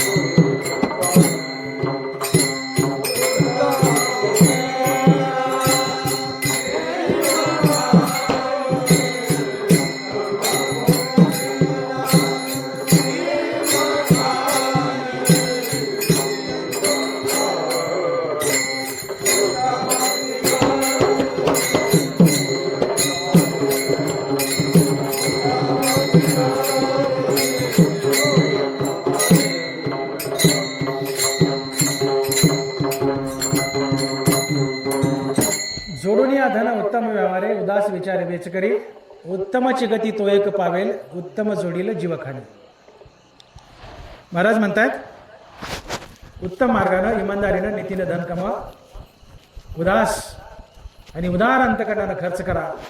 फायदा काय? तर उत्तमची गती तो एक पावेल, उत्तम भोगील जीवखाणी. महाराजानं पहिला नियम घालून दिलाय, संसारात राहा, खा प्या मजा करा, संसारात राहा पण काही नियम पाळा. एवढे नियम पाळा तुम्हाला मोक्ष मिळेल म्हणले. पहिली अट काय घातली? पहिला नियम, आपला व्यवसाय इमानदारीने करा, त्यात लाडीलावाडी नको, इमानदारीने धन मिळवा आणि उदार अंतकरणानं खर्च करत राहा. शास्त्राचा नियम असा आहे की आपण कमवलेलं धन त्यातलं 5% दानात गेलंच पाहिजे, नाही तर देव तुम्हाला नरकाला घालतो. काय बोललो मी? 100रातले 5 रुपये दानात गेलेच पाहिजेत. देव म्हणतो लक्ष्मी माझी बायको आहे, माझ्या बायकोला डांबून ठेवू नका. आपली बायको शेजाऱ्याने पळवली आणि डांबून ठेवली, आपल्याला बरं वाटेल का? पांडुरंग भाऊ हुंकारा द्यायचा. आपली बायको शेजाऱ्याने पळवली आणि डांबून ठेवली, बरं वाटेल का? अक्का झाली बहिणी. आपली बायको शेजाऱ्याने पळवली आणि डांबून ठेवली, आपल्याला बरं वाटत नाही, सहन होत नाही. देव म्हणतो लक्ष्मी माझी बायको आहे, तिला जर डांबून ठेवलं तर मी तुमच्याकडे बघल. लक्ष्मी विश्वगुरु श्रीहरीची पत्नी, ती येतो जो राखे अभिलाषुनी. निदिती हरीची हरी लागोनी तया ते पत्नी हरी पचवी. लक्ष्मी विश्वगुरु हरीची पत्नी ती येतो जो राखे अभिलाषुनी. निदिती हरीची हरी लागोनी तया ते पत्नी हरी पचवी. नाथ महाराज लक्ष्मी कृष्णाची बायको आहे. कृष्णानं त्याची बायको लक्ष्मी आम्हाला वापरायला दिली आहे. न्या म्हणले बा माझी बायको आहे, न्या म्हणले. पण माझी एक विनंती आहे, माझी बायको लक्ष्मी 95% तुम्हाला ठेवा, त्यातली 5% मला माघारी द्या. आणि तुम्ही 5% म्हणजे रुपयातले 5 रुपये जर माघारी दिली नाही, कुणाला द्या? दानात खर्च करा. नडले अडले रंजले गांजले गोरगरीब गरजवंत धर्मकार्य याच्यासाठी 5% खर्च करा. 95% तुम्हाला ठेवा, 5% दानात जाऊ द्याच. आणि 5% दानात नाही गेली, माझी लक्ष्मी मला परत दिली नाही 5%च्या रूपात, तर मी त्याला सरळ नरकाला घालतो. तया ते हरी पत्नी पचवी, मी त्याला नरकाला घालतो. आणि शास्त्र दंडक आहे. आलेली लक्ष्मी आपण कोंडून ठेवू नये. तळाला जर पाठ केला नाही किंवा सांडवा ठेवला नाही तर तळ फुटल. हा तसं लक्ष्मी आली घरात डांबून ठेवली, ती दानात गेली नाही तर देव शिक्षा देतो, नरकाला घालतो. आणि म्हणून शास्त्र सिद्धांत आहे की तुमच्या दानातला 5% वाटा दानात गेलाच पाहिजे. आणि हा वाटा दानात गेला, समोरच्या भिकाऱ्याला दिला, त्या भिकाऱ्याच्या हृदयात दरिद्री नारायण वास करतोय. तुम्ही केलेलं दान हे त्या भिकाऱ्यावर ऋण नसते, त्या भिकाऱ्याच्या हृदयात लपलेल्या दरिद्री नारायणावर ऋण असते. तो नारायण ऋणी होतो. तुम्ही समोरच्याला दान केले, समोरच्याला दान केलंच नाही, त्याच्या हृदयात लपलेल्या पांडुरंगाला दान केले. धरिली सोंगे याने अवघी पांडुरंगी. जगातली प्रत्येक वस्तू म्हणजे पांडुरंगानं धरलेलं सोंग आहे. तुम्ही आम्ही जे जे दृष्टी दिसे कशा करता लिहिले नाथ महाराजांनी? उगं टाळं वाजवायसाठी का? डोळ्याला दिसणारी जगातील प्रत्येक वस्तू हरी आहे, पांडुरंग आहे. आणि जो असं पाहतो तो संत असतो. मग जगातली प्रत्येक वस्तू हरी आहे, पांडुरंग आहे. मग समोरचा मनुष्य गरीब आहे, भिकारी आहे, पण हरीच आहे. आणि त्या हरीला तुम्ही दान दिलंय गरीबाला, कुणावर उपकार झाला? अहो हरीवर झाला की. जगातली प्रत्येक वस्तू हरी आहे. मग समोरच्या गरीबाला दान दिलं म्हणजे हरीला दिलं. ऋण कुणावर झालं? हरीवर झालं, पांडुरंगावर झालं. आणि पांडुरंग तुमच्या ऋणात दबतो. हा आणि म्हणून महाराज म्हटले तुकोबार आहे, धनको नाम तुकावानी, धनको नाम तुकावानी, रिनको नाम विठ्ठल धनी. धनको नाम तुकावानी, मी तुकाय म्हणले पण धनवान आहे. विठ्ठल तो धनवान नाही, तो ऋणी म्हणले. धनको नाम तुकावानी, रिनको नाम विठ्ठल धनी. विठ्ठल आमच्या ऋणात दाबलाय म्हणले. दिवाळखोर नारायण यावरी बहुताची ऋण. तुम्ही जितकं जितकं हरीचं नाम घ्याल, जितकं जितकं दान कराल, तितकं हरी पांडुरंग तुमच्या ऋणात दबतो. तुमचा नारायणावर उपकार होतो. आणि नारायणाला हा उपकार तुमच्या संसारात फेडावा लागतो. तुम्ही एकदा जरी तोंडानं राम म्हटलं, एकदाही, तर ते ऋण देवाला फेडावं लागतं. तुम्ही एकदा राम म्हटले तर तेवढा उपकार देवाला सहन होत नाही. तुमच्या संसारात कुठेतरी त्याला राबावं लागतं, बरकत द्यावी लागते, त्याची परतफेड करावी लागते. एकदा राम म्हणले तर. एकदा एक मनुष्य मेला, यमराज न्यायला आले. यमराजाने त्याची डायरी तपासून पाहिली. डायरी तपासून पाहिली तर डायरीमध्ये त्यांनी आयुष्यात फक्त एकदाच राम म्हटलं होतं. एकदा राम म्हटलं होतं. तर यमाला प्रश्न पडला, हे एकदाच राम म्हटले, नरकाला घाला तर एकदा होत नाही पण राम म्हटले. बरं वर स्वर्गाला न्यावं, स्वर्गाला न्यावं तर एकदाच राम म्हणले, स्वर्गाला तरी कसं न्यावं? यमाला प्रश्न पडला. त्याला काय गती द्यावी यमाला कळालं. यमानं ते प्रेत पाठीवर टाकलं आणि गेले ब्रह्मदेवाकडे. म्हणले ब्रह्मदेव, आयुष्यात एकदा राम म्हटलेला काय गती द्यावं मला कळत नाही म्हणले. एकदा राम म्हटल्याचं फळ काय असते? ब्रह्मदेव म्हणले मला माहित नाही. यम म्हणतो व्हायचं खाद्यकरी. झाले दोघं खाद्यकरी. यम आणि ब्रह्मदेव गेले महादेवाकडे. ते प्रेत टेकवलं महादेवापुढे. म्हणले काय भानगडे? म्हणले असं असं झालं, एकदाच राम म्हटलं. एकदा राम म्हणल्याचं फळ काय असतं, काय गती द्यावं? महादेव म्हणले मला माहित नाही. म्हणले व्हायचा खाद्यकरी. तिघं खाद्यकरी गेले भगवान विष्णूकडं. प्रेत टेकवलं. प्रेत टेकवलं की ते मड उठलं आणि भगवान विष्णूच्या मांडीवर जाऊन बसलं. अरे म्हणले काय भानगडे, ते मड उठले, माझ्या मांडीवर बसले, तुम्ही तिघ मोठे मोठे महादेव, ब्रह्मदेव, यमराज, तुम्ही खांदेकरी झाले, काय भानगडे म्हटले. म्हणले देवा, त्यांनी एकदाच तुमचं नाव घेतलं, आयुष्यात एकदा राम म्हटलाय, ते एकदा राम म्हटल्यावर त्याचं फळ काय असतं, त्याला काय गती देवा मला कळलं नाही, तुमचं नाव आहे तुम्ही सांगा म्हणले देवा. भगवान विष्णू म्हणतात मला माहित नाही बाबा, एकदा राम म्हटल्याचं काय फळ आहे मला माहित नाही म्हणले. म्हणले देवा तुमचं नाव आहे ना, म्हणजे जरी माझं आहे तरी मला माहित नाही म्हणले. तो कोबरा विनोदाने म्हणतात तुझ्या नामाचा महिमा तुझं न कळे मेघ क्षमा, तुका म्हणे आम्हा जन्म गोड याच्यासाठी. विनोदाने म्हटले देवा तुझ्या नावाचा महिमा तुला काय कळलं रे, तुला माहित नाही म्हणले. साखरेची गोडी खाणाराला साखरेला काय कळते, देवा तुझ्या नावाची गोडी आम्हाला कळते, तुझ्या नावाचा महिमा तुझं न कळे मेघ क्षमा. म्हणले देवा बघा ना, पण तुमचं नाव आहे, एकदा राम म्हटल्याचं फळ काय असतं. म्हणले मला माहित नाही. विष्णू म्हणतात मला माहित नाही, पण एक सांगतो म्हणले, एक सांगतो, ज्या अर्थी ते मड उठले माझ्या मांडीवर येऊन बसले, तर याच्यानं ओळखून घ्या की एकदा राम म्हटलं की विष्णूची मांडी बसायला मिळते आणि तुम्हाला तिघाला खांदेकरी व्हावं लागतंय. याच्यानं ओळखून घ्या की एकदा राम म्हणल्याचं फळ काय. एकदा राम म्हटलं तर विष्णूची मांडी मिळते आणि ब्रह्मदेव, महादेव, यमदेव तिघाला खांदेकरी व्हावं लागतं. एकदा राम म्हटल्याचं एवढं मोठं फळ आहे. आणि म्हणून तुम्ही आयुष्यात एकदाही राम म्हटले तर देवाला तुमचं ऋण फेडावं लागतं. दिवाळखोर नारायण यावरी बहुताचे ऋण.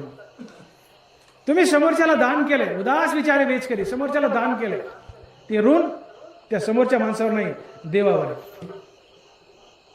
दानबारा बोलताय की ज्या माणसाच्या हृदयात दया उत्पन्न झाली तो पुरुष वीर राया मूर्तिमंत जाण दया, ते उदयजताची तया मी ऋणिया लावे. समोरच्याबद्दल तुमच्या मनात दया निर्माण झाली रे झाली, तुम्ही समोरच्याला काही दिलं की माझ्यावर डोंगरा एवढा उपकार होतो, देव तुमच्या ऋणात दबतो. तुम्ही समोरच्याला दान दिलंय, हे दान त्या माणसाला नसून पांडुरंगाला आहे. पांडुरंग तुमच्या उपकारात दबतो. आणि मग ज्यांनी असं आयुष्यभरात उत्तम मार्गाने धन मिळवलंय आणि उदार अंतकरणानं खर्च केलंय, तर ते ऋण पांडुरंगावर असतंय. आणि मग पांडुरंग मरण समयी तुमच्या चित्तात येऊन उभा राहतो. दनबारा लिहित आहेत की ते ऋण वैपन दे कोणी अंगी, मी आपल्याच उत्तीर्णत्वा लागी, भक्ताचे तनुत्यागी परिचर्या करी. ज्यावेळेस तो भक्त मरत असतो, त्याने आयुष्यभर दान केलंय, उत्तम मार्गाने धन मिळवल्याने दान केलंय आणि विसरलाय, त्याचा उपकार झाला देवावर, तर ते ऋण फेडण्यासाठी मरण समय देव तुमच्या चित्तात येऊन उभा राहतो. देव म्हणतो हे बाबा राम म्हण, राम म्हण. देव त्याला राम म्हणायला होतो. आणि जो मनुष्य राम स्मरून राम म्हणता रामच होईल जे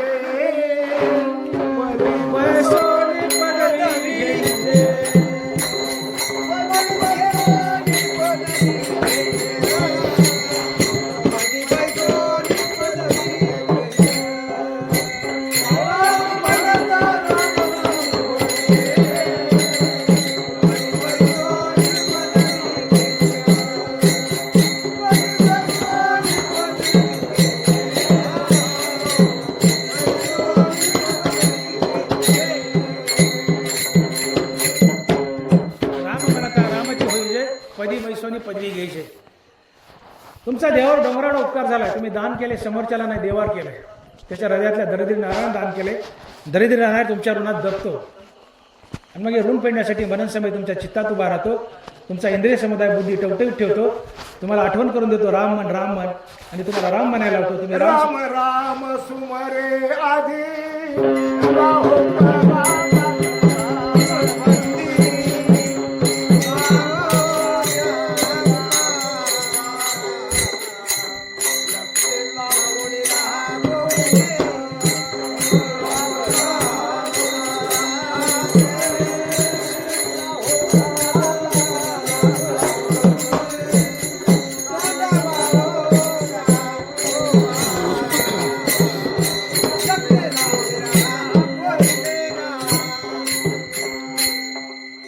अंतकाळी ज्याच्या नाम आले मुखा तुका म्हणे सुखापार. अंतकाळी ज्याच्या नाम आले मुखा तुका म्हणे त्याच्या सुखापार नाही.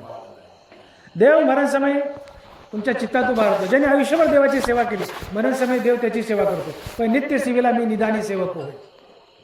तुम्ही आयुष्यभर देवाची सेवा केली नाम घेऊन आणि दानधर्म करून, देव ऋणी होतो. ते ऋण फेडण्यासाठी देव येतो, तुमच्या चित्तात उभा राहतो. तुम्हाला राम म्हण म्हणतो. तुम्ही राम म्हणताना प्राण त्यागता.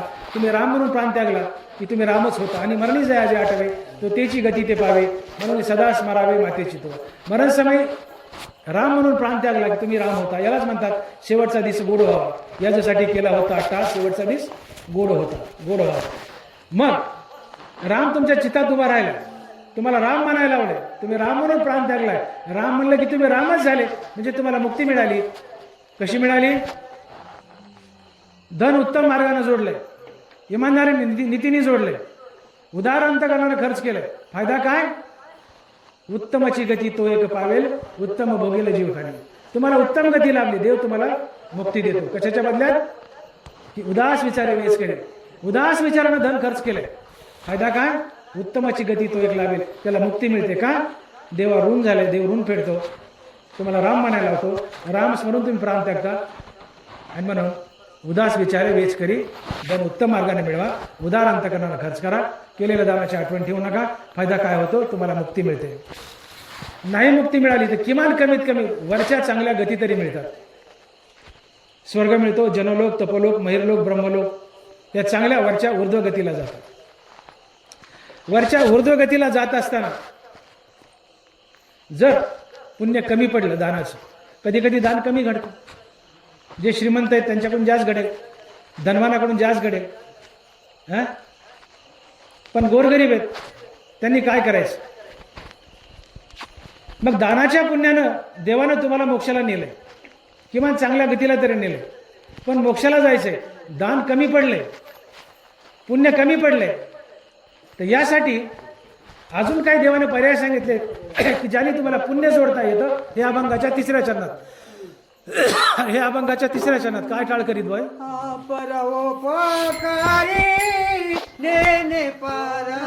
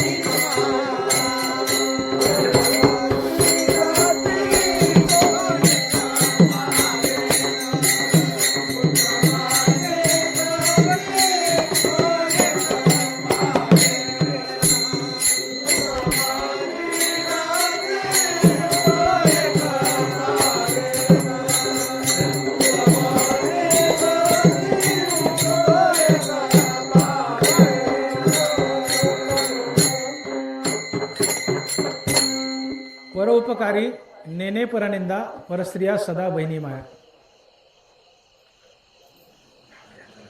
जे श्रीमंत आहेत, नीतिमत्तेने धन मिळवले, उदार अंतकरणाने खर्च केले, देवावर उपकार झालाय, देवाने मोक्ष दिलाय. पण जे धनवान नाहीत, गोरगरीब आहेत, मजूर आहेत, त्यांच्यापाशी धन नाहीये, त्यांनी काय दान करायचं? हा प्रश्न उभा राहतो की आम्ही रोज लोकांच्या बांधाला खुरपायला जातो, 300 रुपये आणतून पोट भरतो, आम्ही काय खावं, लोकांना काय द्यावं? आमच्यापाशी कुठं धन आहे? ज्याच्यापाशी धन आहे त्यांनी उदार अंतकरणाने खर्च केलंय, विसरला, देवाने मोक्ष दिला, वरच्या गती दिल्या. पण जे गरीब आहेत त्यांनी काय करायचंय? तुकोबाराय म्हणतात परोपकारी. परोपकारी. आता दान आणि परोपकार जवळजवळ सारखेच शब्द आहेत. पहिल्या चरणात दान आहे, तिसऱ्या चरणात परोपकार आहे. पहिल्या चरणातलं दान हे पैशाचं दान सांगितलंय, जोडून या धन उत्तम व्यवहार आहे, धन सांगितलंय. तिसऱ्या चरणात परोपकार. तर परोपकार हा कुठल्याही स्वरूपात असतो. हा निधी व दूध जया माझी सार, ताकाचे उपकार, ताकाचे उपकार तरी करा. एखादा याचक दारात उभा आहे, भिकारी दारात उभा आहे आणि तो म्हणतो, माई ग्लासभर दूध असलं द्यावं. बोलू नका. माई ग्लासभर दूध असलं द्यावं. पण तुमच्या अंतकरणात दूध देण्याची इच्छा नाहीये. तुकोबाराय म्हणतात नका देऊ, नका देऊ दूध जया माझी सार, ताकाचे उपकार तरी करा. नाही द्यायचं दूध नका देऊ, ग्लासभर ताक द्या. बरं ताकाला बी तुम्ही हलकट आहेत, तांब्याभर पाणी द्या. फुकाचे जीवन तरी पाजा, फुकाचे जीवन तरी पाजा, फुकटचं तांब्यावर पाणी तरी पाजा. पण याचे काला भिकाऱ्याला विनमुख पाठीमागारी जाऊ देऊ नका. रामदास स्वामी एका बाईच्या दारात गेले आणि दान मागतायत. बाई घरात काय असेल तर वाढ. बाई आतून आली आणि रडू लागली. म्हणजे स्वामीजी माझ्या घरात वाढायला काही नाही, काही नाही म्हणजे. म्हणले नक्की? म्हणले नक्की स्वामी, माझ्या घरात काहीच नाही वाढायला. पैसा नाही, धन नाही, अन्न नाही, पाणी नाही, तुकडा नाही, शिळ नाही, पाकर नाही, माझ्या घरात काहीच नाही म्हणजे वाढायला. नुसते खापराचे भांडेत, माझ्याकडे वाढायला काहीच नाही. रामदास स्वामी म्हणले त्या अंगणातली चिमटभर माती घे, चिमटभर माती घे म्हटले, माझ्या झोळीत टाक. म्हणले पाप लागल. नाही लागत म्हणले उचल. बाईंनी माती उचलली चिमटभर, रामदास स्वामीच्या झोळीत टाकली. म्हणले स्वामीजी असं का? म्हणले बाई आज नाही आहे म्हणून तू नाही म्हणतेस, उद्या असूनही तू नाही म्हणशील, उद्या असूनही नाही म्हणशील. याचकाला माघारी जाऊ दे नकोस, विनमुख जाऊ देऊ नको. माती गवत नाही त्याच्या झोळीत टाक, काहीतरी वाढ. तुमच्या जीवनात जे असेल, दूध मागतोय नका देऊ, ताक द्या. ताक नाही द्यायचं, फुकटचं तांब्यावर पाणी पाजा, पण याचकाला विनमुख जाऊ देऊ नका. म्हणून पर उपकार. तुम्ही खुरपीत आहेत ना, 300 रुपये रोज आहे ना. मी काय धनवाने का, माझं कुठं पैसा, मी कशाचं दान करू? बाई तांब्यावर पाणी दे ना, तुझा उपकार त्याच्यावर झाला, तुला दान नाही केला पर उपकार, नाही केला परोपकार. दयाळी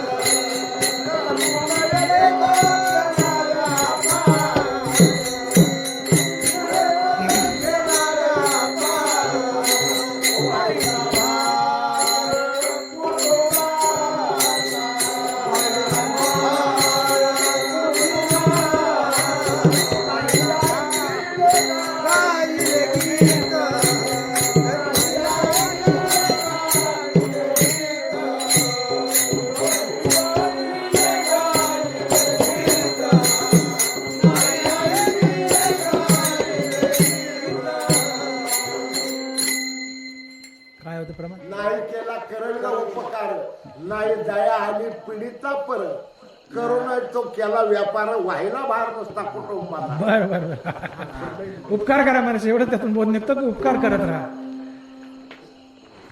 कुणाचं लग्न आहे, तुम्हाला काय पैसे द्यायचे नाही, काचे कोचे खवा, पंक्तीला वाढू लागा, चुलीपाशी बसा, स्वयंपाक करू लागा. हा, इंद्रिय दान करा, मेल्यानंतर डोळे दान करा, रक्तदान करा. परोपकार कुठल्याही रूपात असतो, पैसाच द्यावा म्हणून नाही, कुठल्याही रूपात परोपकार आहे.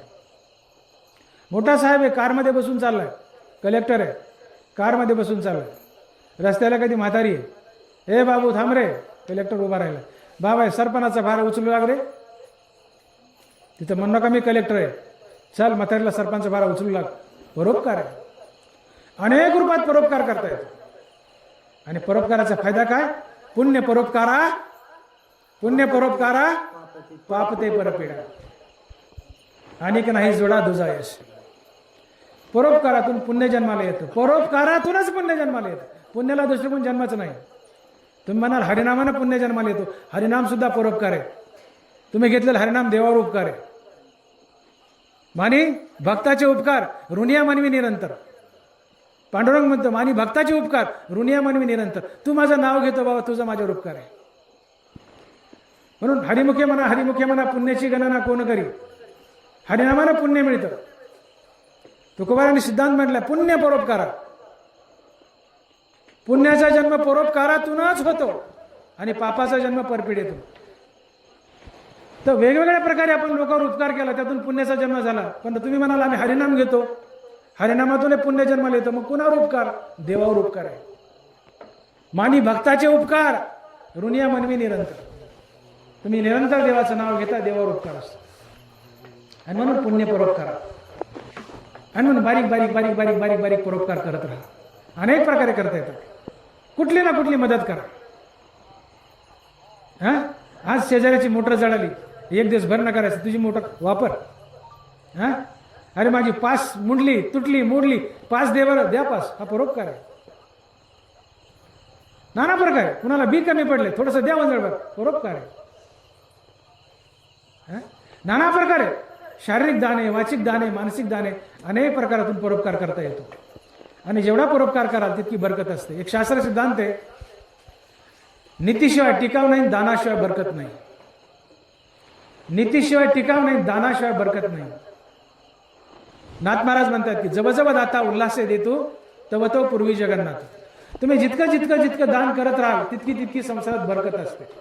नदीच्या काठावर एक जिरा खोदा, विरा जिरा हिरा, त्या जिऱ्याला पाणी येतं.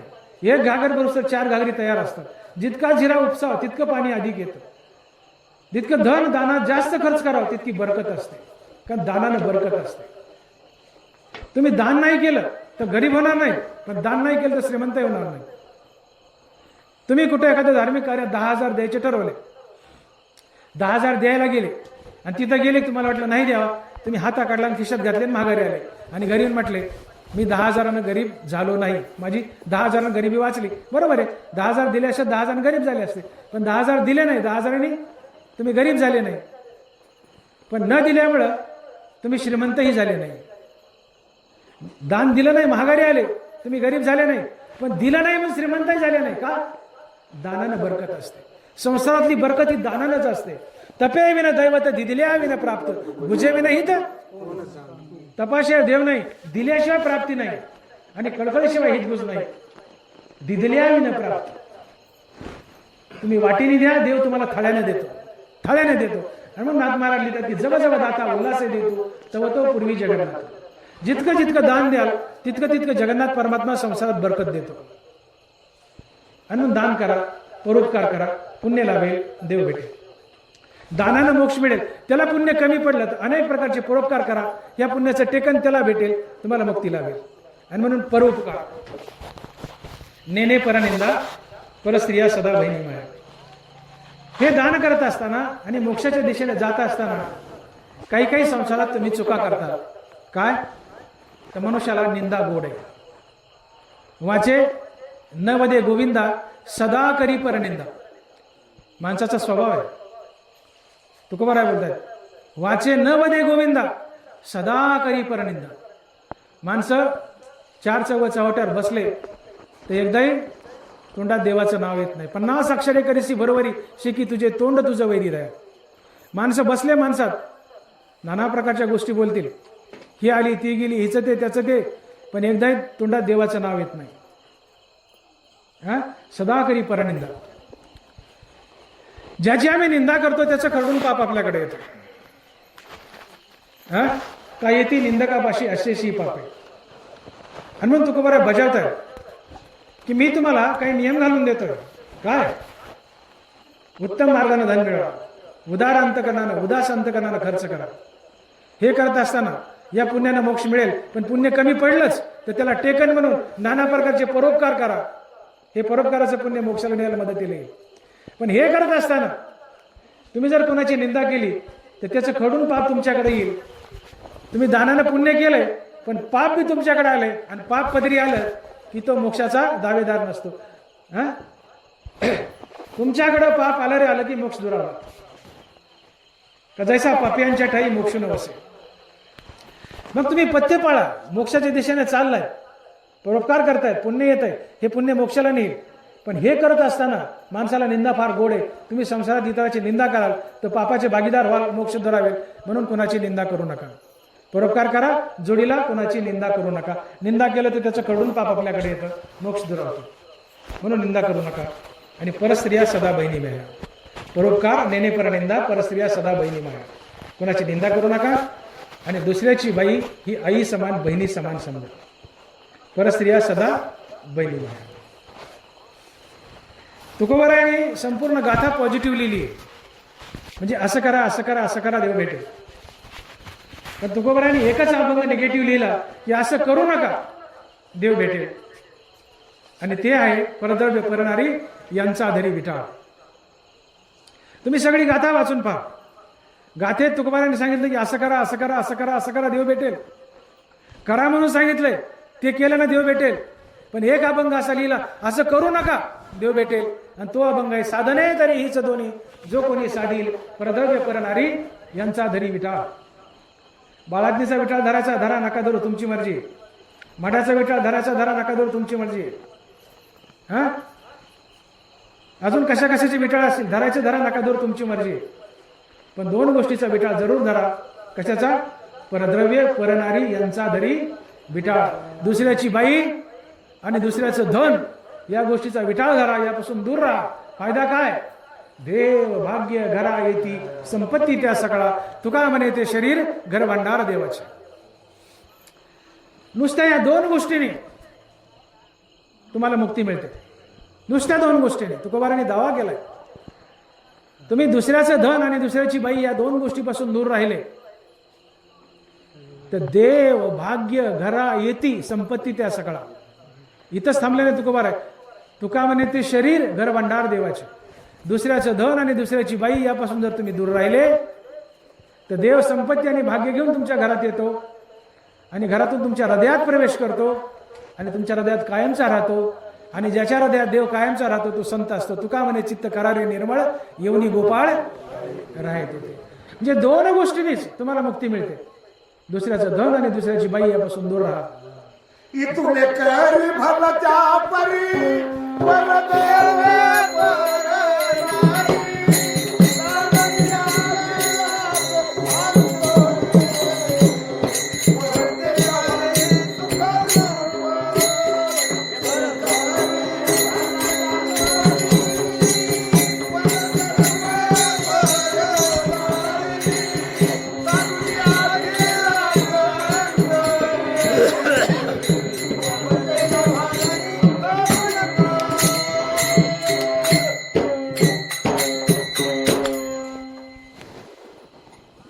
तुकोबाराने कालावधी दिलाय की जो मनुष्य दुसऱ्याचं धन आणि दुसऱ्याच्या बाईची अपेक्षा करतो, हे संतांचे वाक्य आहेत. तुम्ही बाय माणसं आहेत त्यामुळं माझ्या बोलण्याचा काही गैरसमज करू नका. सगळे संतांचे अभंग आहेत. परद्रव्य परनारीचा अभिलाष हेतून या रास सर्व भाग्य. तुकोबाराय म्हणतायत की दुसऱ्याचं धन आणि दुसऱ्याची बाई याची जर अपेक्षा केली तर त्याच्या नशिबाला उतरती कळा लागते. हेतून या रास सर्व भाग्य. आणि कालावधी दिलाय की त्याचं कधी वाटोळं होईल. जो दुसऱ्याच्या धनावर टपलाय, दुसऱ्याच्या बाईवर टपलाय, त्याचं किती दिवसात वाटोळं होईल. महाराज म्हणतायत दिवस मास वर्ष लागती 3, बांधिले पतन गाठोडीस.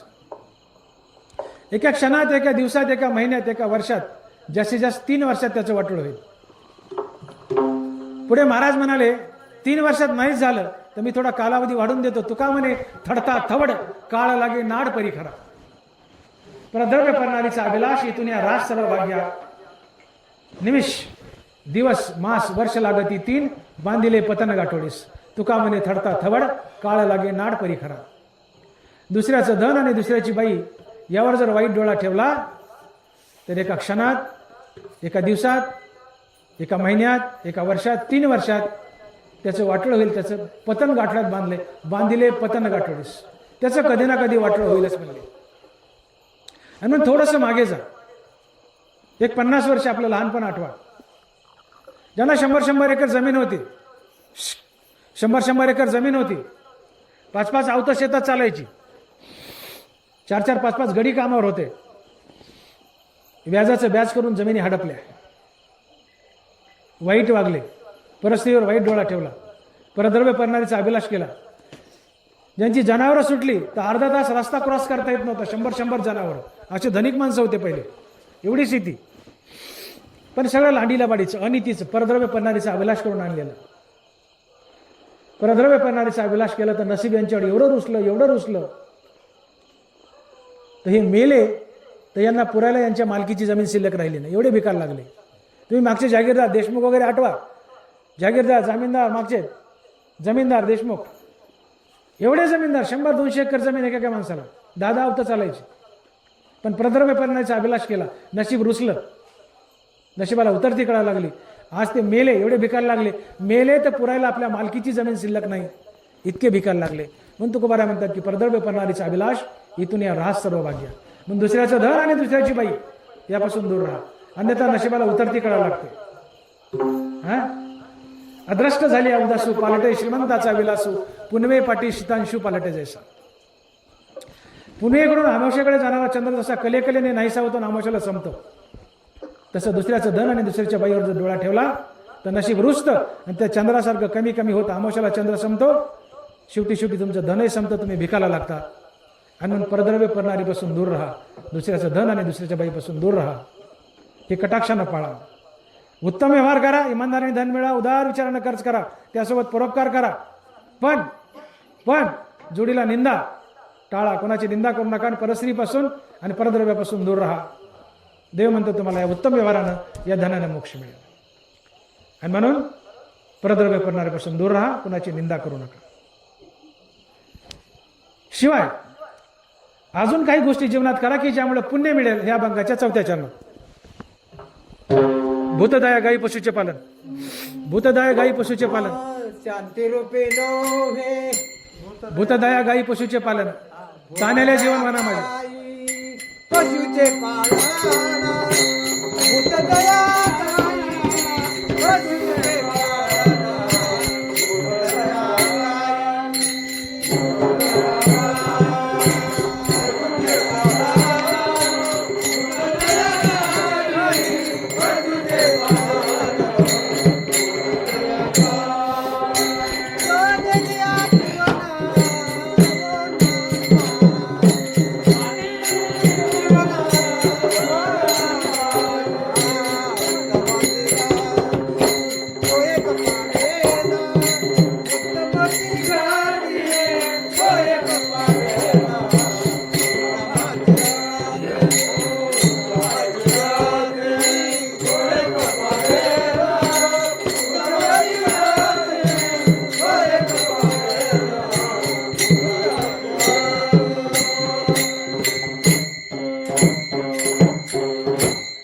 परोपकारे नेने परनिंदा परस्त्रिया सदा बहिणी माया.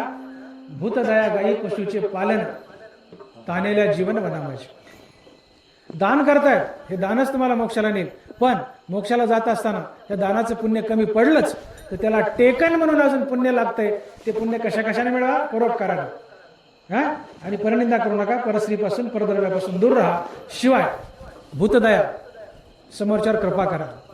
दयामाया असू द्या, किंवा दया असू द्या, प्रेमानं वागा, एकमेकाच्या उपयोगी पडा. गायीचं पालन करा. गाय मुद्दाम शब्द टाकलाय तुकोबारायाने. पुढे पशु टाकलेत, मग त्या पशुमध्ये शेळी आली, मेंढी आली, म्हैस आली, घोडा आलं, बैल आला, काय येईल ते येईल पुढे. पशुचे पालन. पण गाय कटाक्षानं टाकली आहे. भूतदया गाय, भूतदया गायी पशुचे पालन. काय करा? गायी पाळा. गायीला आपल्या शेतकरी धर्मामध्ये फार महत्व आहे. नाथ महाराज म्हणतात, जो आयुष्यभर गायी सांभाळतो, ज्याला गायीचा कळवळा आहे, ज्याशी गायीचा कळवळा गहन, नीट ऐका, ज्याशी गायीचा कळवळा गहन त्याशी मी श्रीकृष्ण सदा साह्य. ज्याशी गायीचा कळवळा गहन त्याशी मी श्रीकृष्ण सदा साह्य. ज्याला गायीचा कळवळा आहे, गायीवर प्रेम आहे, मी श्रीकृष्ण सातत्याने त्याच्या मागं पुढे फिरतो, त्याला साह्य करतो, संसारात बरकत देतो, त्याला मुक्तीही देतो. गायीच्या सेवेला अतिशय महत्व आहे. तुम्ही करता का नाही मला माहित नाही, पण पहिली भाकर गायीची असावी, शेवटची कुत्र्याची असावी, मधली नवऱ्याची असावी. का शेवटची नवऱ्याची? का त्याला भाकरच नाही? हा, होय, त्याला भाकरच नाही आहे का? ठीक आहे, ठीक आहे, शेवटची गवत नाही पण द्या. पहिली भाकर गायची. घरी गाय नसेल, शेजाऱ्याच्या कुठं असेल गाय शोधा, तिला नैवेद्य म्हणून भाकरी खाऊ घाला, तिला एक प्रदक्षिणा घातला. साक्षात तुम्ही पंढरीच्या पांडुरंगाला प्रदक्षिणा घातली. गायीच्या पोटात पांडुरंग वास करतो. 33 कोटी देव हे चिल्लर झाले अलीकडचे, पण आमचा मायबाप पांडुरंग वास करतो गायीच्या पोटात. तिला रोज सकाळी घास खाऊ घाला. ज्वारी, बाजरी, भाकर जी असेल तुम्ही जे खाता, पहिली भाकर. आणि तिला जरा पक्का भाजी जा. बायका पहिली गायीला द्यायची म्हणून कच्चीच ठेवतात. अरे तो देव खाता असतो आतला. आपल्या भाकरीसारखी पक्की भाजा. आमच्या टोपल्यात कच्ची भाजायची. एक दिवशी कान धरला, म्हणलं ती पहिली भाकर मला खायची. आणि ती म्हणली कच्ची भाजली ना, आणि मग तिकडे पांडुरंग खायचं ना, त्याला लागा ना डॅंडाळी. हा, मग आमच्या घरात त्या दिवशीपासून पहिली भाकर गायला आहे, पण पक्की भाजायला लागली. हे तर आंबटवली टाकली टोपल्यात. म्हणलं असं नको, ती देवाला खायची, तिच्या पोटातला देव खात असतो. आणि म्हणून रोज नित्यनेमानं गायला भाकर घाला.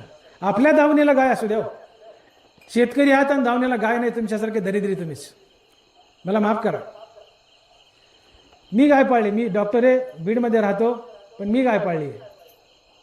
तिचं काडी वैरण पेंट अमकं सगळं त्यासारखं त्याला देतो. ज्याच्या दावणीला गाय त्याला काही कमीच पडत नाही. मी बोललो ना, ज्याशी गायीचा कळवळा गहन त्याशी मी श्रीकृष्ण सदा साही. ज्याला गायीवर प्रेम आहे, गायीची कळवळ आहे, श्रीकृष्ण संसारात राबत असतो. ते पाहिजे तो देतो. मग दावणीला गाय असावी, तिची पूजा करावी, अन्न पाणी तिला खाऊ घालावं, वैरण काडी करावी, तिचं दर्शन घ्यावं, प्रदक्षिणा करावी. जे मागाल ते मिळतं.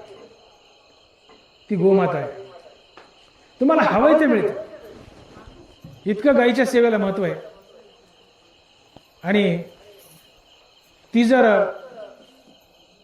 म्हातारी झाली तर दावणीला मरू दे.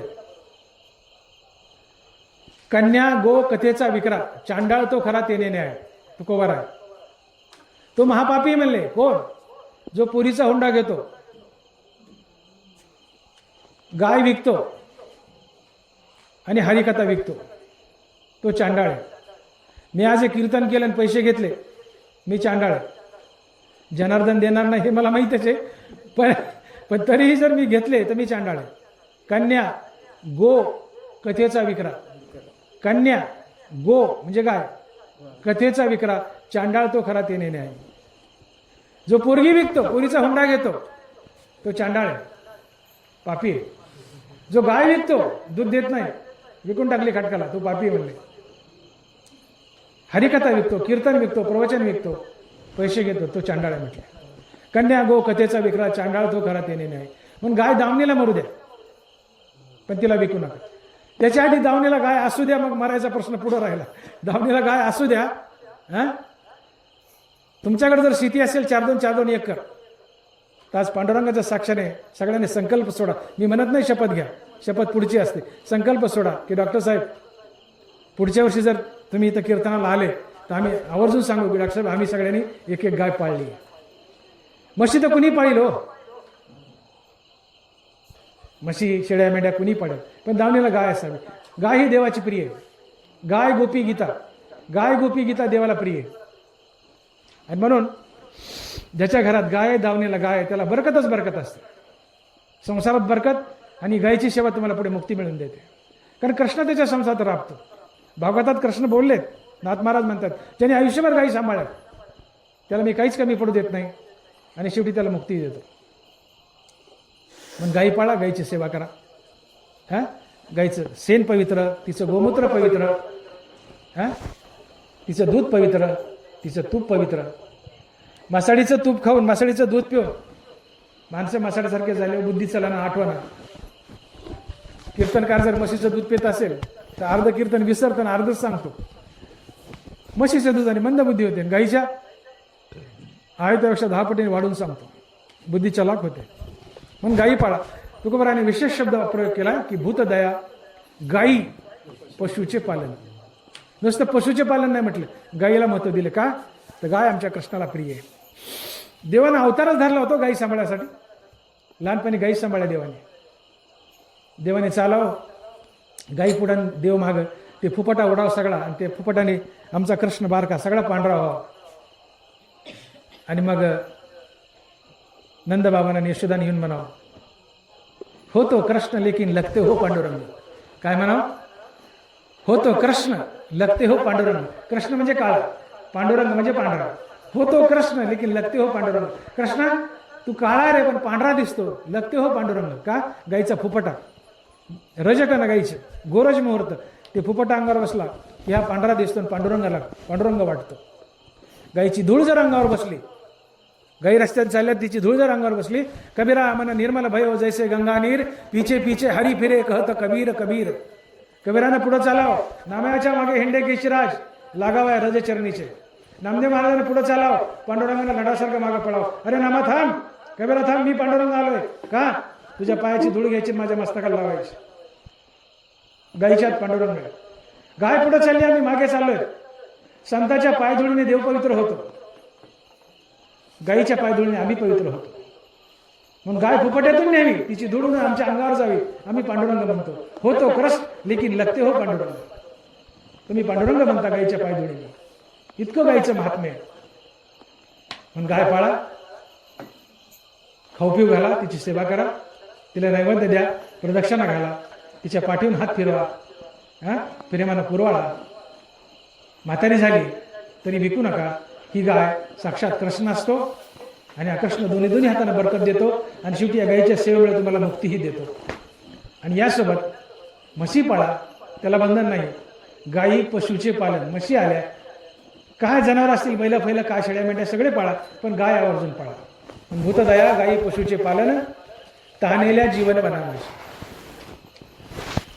जे तहानेलेले आहेत त्यांच्यासाठी पाण्याची सोय करा वनामध्ये. मी लहान होतो, तुमचा आमचा काळ एकच आहे, खेड्यातलेच आहेत आपण सगळे. जुन्या काळी मोठी असायच्या, मोठ ते थारोळ्याच्या तोंडाला एक डोब असायची. डोब कळते का? डोब पांढरंग भाऊ, हा, डोब असायची पुढं. त्या डोब म्हणजे का वाफ्याची डोब असायची, एक वाफा मोठ वाढायची. आता दारोळी आवाज देतो, ओ मोठ वाढा, खंडवणीने 2 वाफे होतील. ते शेवटचं पाणी म्हणजे खंडवणीने 2 वाफ होतील. तो मोठावाला जायचा आणि त्या डोबीचं तोंड बंद करायचं चिखल किंवा चिरा लावून, आणि पुन्हा 2 मोठा काढायचा आणि डोब भरायचं. मोठ सोडली, बैल पाणी पिले, कुत्रं मांजर आलं पाणी पिलं. रानात चरणाऱ्या गाई, तुमचं शेत लांब आहे डोंगराला, जर डोंगराला चरणाऱ्या गाई आल्या पाणी पिल्या. तहानेल्या जीवन वना माझी, मुक्या जनावरला पाणी पाजा. तहानेल्या जीवन वना माझी. तुम्हाला जाऊन पानपोई घालायची गरज नाही, पाण्याच्या टबा ठेवायची गरज नाही. हा, मोठी होत्या तेव्हा डोबा होत्या, आता मोठी गेल्या. मोटराचे हुसास आहेत ना, पण मोटराचा हुसास वावरात निघतो एवढाच, आणि त्याला चिटकून ज्वारी पेरलेली असते, डोबच राहिली नाही. जनावरला पाणी प्यायला काहीच राहिलं नाही. वडे आटले, नदी आटल्या, जनावर काय विहिरीत उड्या मारायच्या का? म्हणून मोटर आहेत, हुसास आहेत, त्याच्या बाजूला एक वाफाभर रान पडू द्या. त्याचं तोंड बंद करा, त्या पाण्यात वन्य प्राणी येऊन पाणी पितील, त्याचं पुण्य लागेल. म्हणून तहानेल्या जीवन वना माझी. भूतदया गायी पशुचे पालन, तहानेल्या जीवन वना माझी. या सगळ्या गोष्टींनी पुण्य लागेल. आणि अजूनही पुण्य कमी पडलं तर ते कसं करा, हे अभंगाच्या 5व्या चरणात. शांती रूपी नव्हे कोणाचा,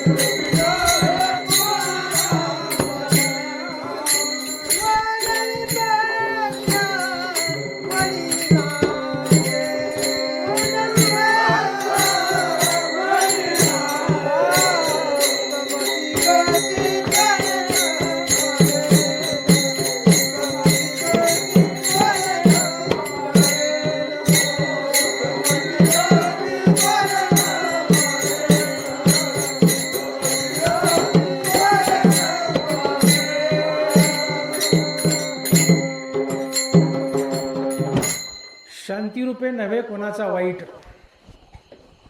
वाढवी महत्व वडिलाचे. शांत राहा, क्रोध कमी करा, भांडण तंटा कमी करा. क्रोधानं आपलं पुण्य क्षीण होतं. ज्याच्यावर तुम्ही चिडलात तो तर निघून जाईल. तुका म्हणे कोपे घडे पुण्यक्षय, होणारे ते होय प्रारब्धेचे. तुका म्हणे कोपे घडे किंवा तुका म्हणे कोपे होय पुण्यक्षीण. तुम्ही कुणावर रागवले की तुमचा पुण्याचा खजिना गेलाच. तुकोबाराचा सिद्धांत आहे. तुका म्हणे कोपे घडे पुण्यक्षय. कुणावरही रागू नका, तुमचं पुण्य निघून जातं. म्हणून शांती धरा. शांती रूपे नव्हे कुणाचा वाईट, कुणाचंही वाईट चिंतू नका, कुणाचं वाईट करू नका. तुकोबारांनी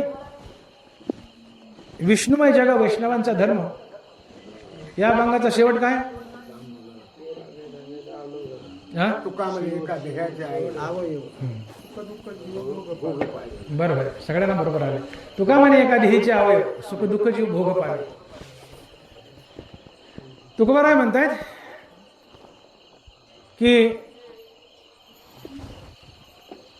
कोणत्याही इंद्रियानं घेतलेला सुखदुःखाचा भोग हा जीवानच घेतलेला सुखदुःखाचा भोग असतो.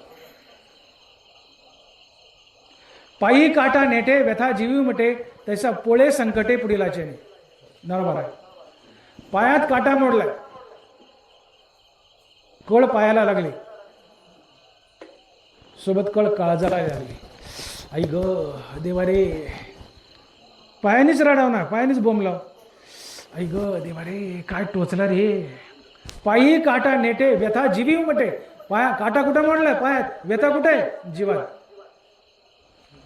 काटा पायात मोडलाय, कळ पायाला, सोबत कळ जीवाला. पाव जो शीतळताल आहे ते डोळ्याची लागी होय तशा परसुखे जाय सुका होतो. ज्ञानोबा पायाखाली बर्फाचा कडा आलाय, पायाला गार लागले, पाय सुकावले, सोबत डोळेही सुकावले. पायाखाली बर्फाचा कडा, आनंद पायाला, सोबत आनंद डोळ्याला आहे. पायात काटा मोडा, दुःख पायाला, सोबत दुःख जीवाला आहे. तुका म्हणे एका देहीचे अवयव सुख दुःख जीव भोग पावे. शरीरातील कोणत्याही अवयवानं घेतलेला सुखदुःखाचा भोग हा जीवानच घेतलेला सुखदुःखाचा भोग असतो. तसं समाजातील कोणत्याही माणसाला दिलेला त्रास हा पांडुरंगालाच दिलेला त्रास असतो. म्हणून शांतिरूपे नव्हे कोणाचे वाईट. कोणाचं वाईट केलं तर पांडुरंगाचंच वाईट केलं. कुणाला शिवी दिली? पांडुरंगाला शिवी दिली. कुणाला हाणलं? पांडुरंगाला हाणलं. कुणाचे पैसे लुटले? पांडुरंगाचे लुटले. कुणाला फसवलं? पांडुरंगाला फसवलं. कुणाचं चांगलं केलं? पांडुरंगाचं चांगलं केलं. बरं करा वाईट करा ते पांडुरंगाचं केलं. म्हणून मुद्दाम शब्द टाकलाय, शांतिरूपे नव्हे कोणाचे वाईट. क्रोध करू नका, क्रोधानं पुण्य निघून जाईल. बोललो मी. तुका म्हणे कोपे घडे पुण्यक्षय. कोपू नका, शांत राहा, पुण्य निघून जाईल. शांती धरा, कुणाचं वाईट करू नका. कुणाचं वाईट? हे पांडुरंगाचं वाईट आहे. का? तर जगातील प्रत्येक व्यक्ती जे जे दृष्टी दिसते ते हरिरूप. जगातील प्रत्येक व्यक्ती हा पांडुरंगाचा आहे. पण कुणाचं वाईट केलं? पांडुरंगाचं केलं. पाप तुमच्याकडे येईल. हे पाप मोक्षाला न्यायला अडवेल. बरे दानाने पुण्य आलंय, पण निंदेचं पाप अडवेल. परस्त्री वाईट नजरेने पाहिलं तिचं पाप अडवेल. हे कुणाचं वाईट केलं तिचं पाप अडवेल आणि मोक्ष दुरावेल. म्हणून ही बंधनं घातली तीन. हा, आणि म्हणून संसारात राहा. कुठं जाऊ नका तप बिप करायला. संसारात राहा. असो नाही संसारी जीवे बेगोपरी संसारात राहा, पण उत्तम मार्गाने धंदा.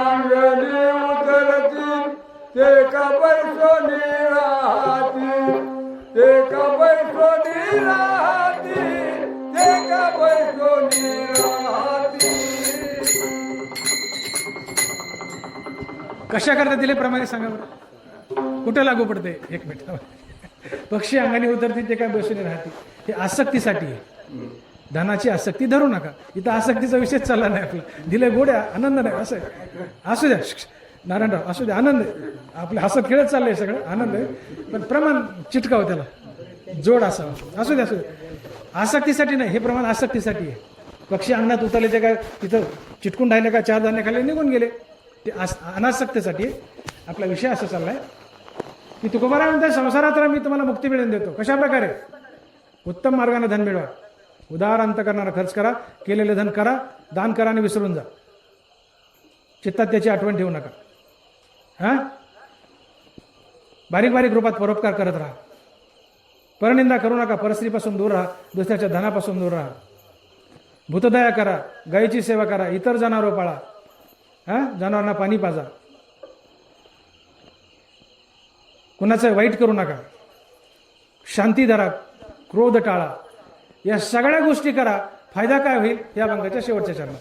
तुका म्हणते आश्रमाचे फळ. तुका म्हणे हेचे आश्रमाचे फळ. तुका म्हणे हेचे आश्रमाचे फळ.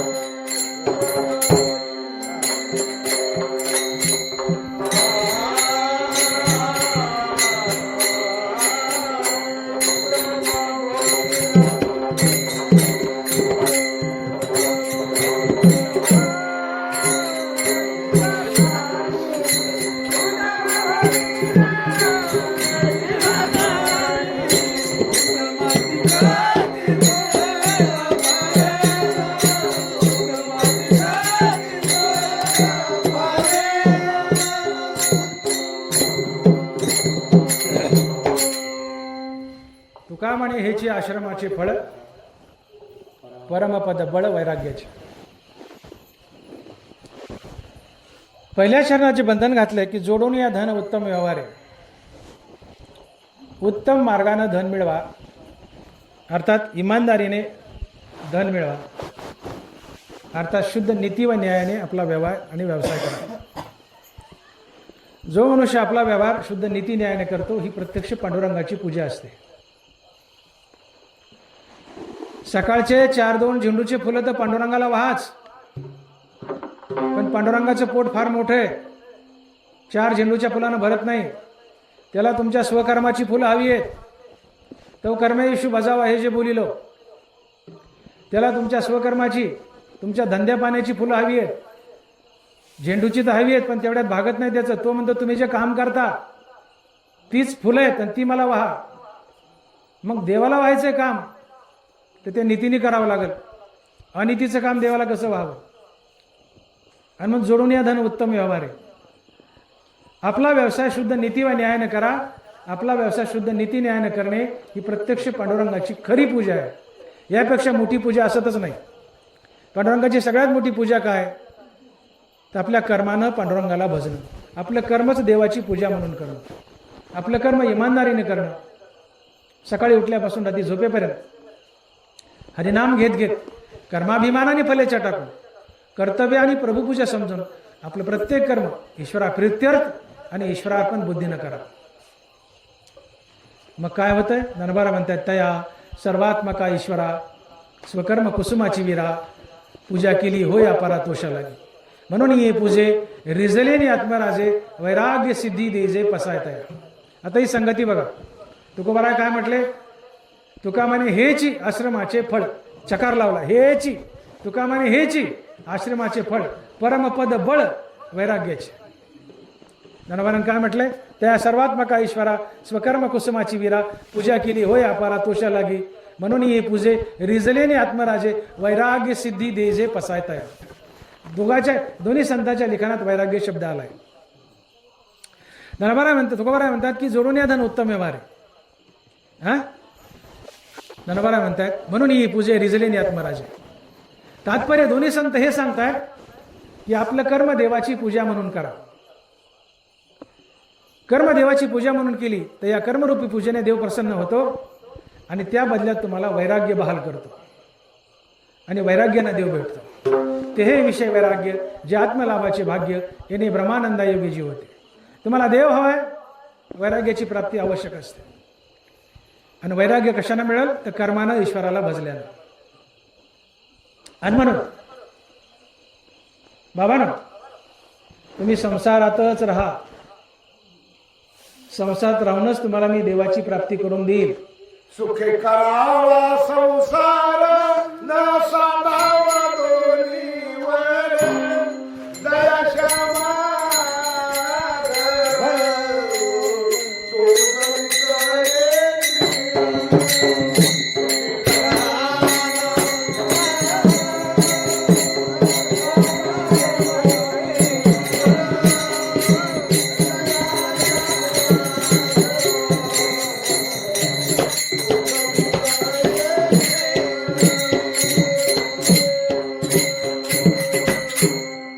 अतिशय सुंदर प्रमाणे, फार सुंदर प्रमाणे लागू पडते. छान आहे.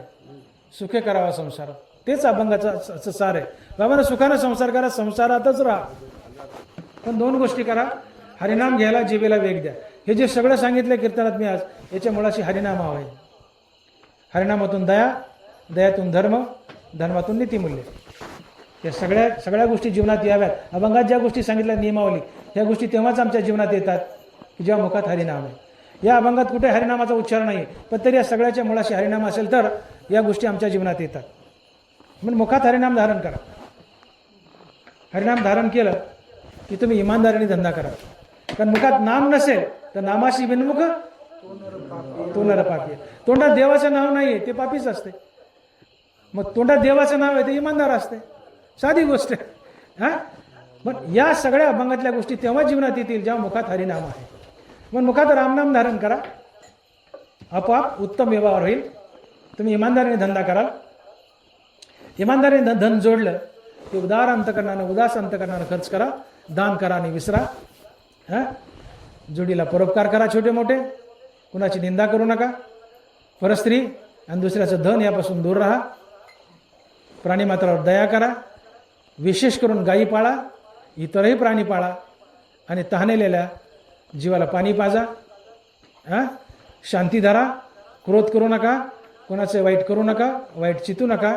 तुमच्या वडिलाचे नाव मोठं होईल आणि सगळ्यात मोठा फायदा, या सगळ्या गोष्टी तुम्ही जीवनात आणल्या की या पूजेने भगवान प्रसन्न होईल, तुम्हाला वैराग्य मिळेल आणि या वैराग्याने तुम्हाला देव भेटेल, अर्थात परमपद मिळेल.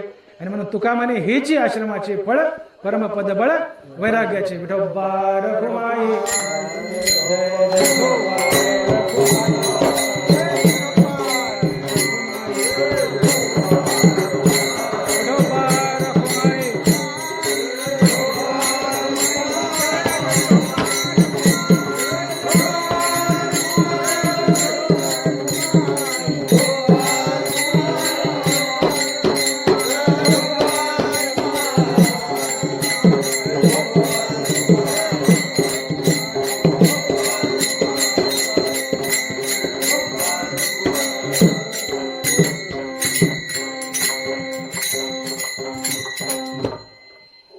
तुका म्हणे हेची आश्रमाचे फळ. आश्रम म्हणजे गृहस्थ आश्रम. आश्रम 4 आहेत. त्यातला आश्रम शब्द तुकोबारांनी जो वापरलाय तो गृहस्थ आश्रमासाठी, तुमच्या आमच्यासाठी, शेतकऱ्यासाठी, जो 25 ते 50 वयोगटात आहे. तुम्ही काय व्यवसाय करता करा, शेती असो, नोकरी असो, जे असेल, तुम्ही 25 ते 50 या वयोगटात म्हणजे आश्रमातले आहात. आणि म्हणून तुकोबारायांनी मोक्ष अतिशय सोपा केला आमच्यासाठी, अतिशय सोपा. फक्त मुखात हरिनाम धारण करा आणि अभंगात सांगितलेल्या सगळ्या अटी आणि नियमावली पालन करा. ही भगवंताची खरी पूजा असेल. या पूजेने प्रसन्न होऊन भगवंत वैराग्य देईल आणि वैराग्याने देव भेटेल. आणि म्हणून आशा करतो की आपण जीवनात या सगळ्या गोष्टी आणाल, उत्तम प्रकारे धन मिळवाल आणि मोक्ष मिळवून घ्याल.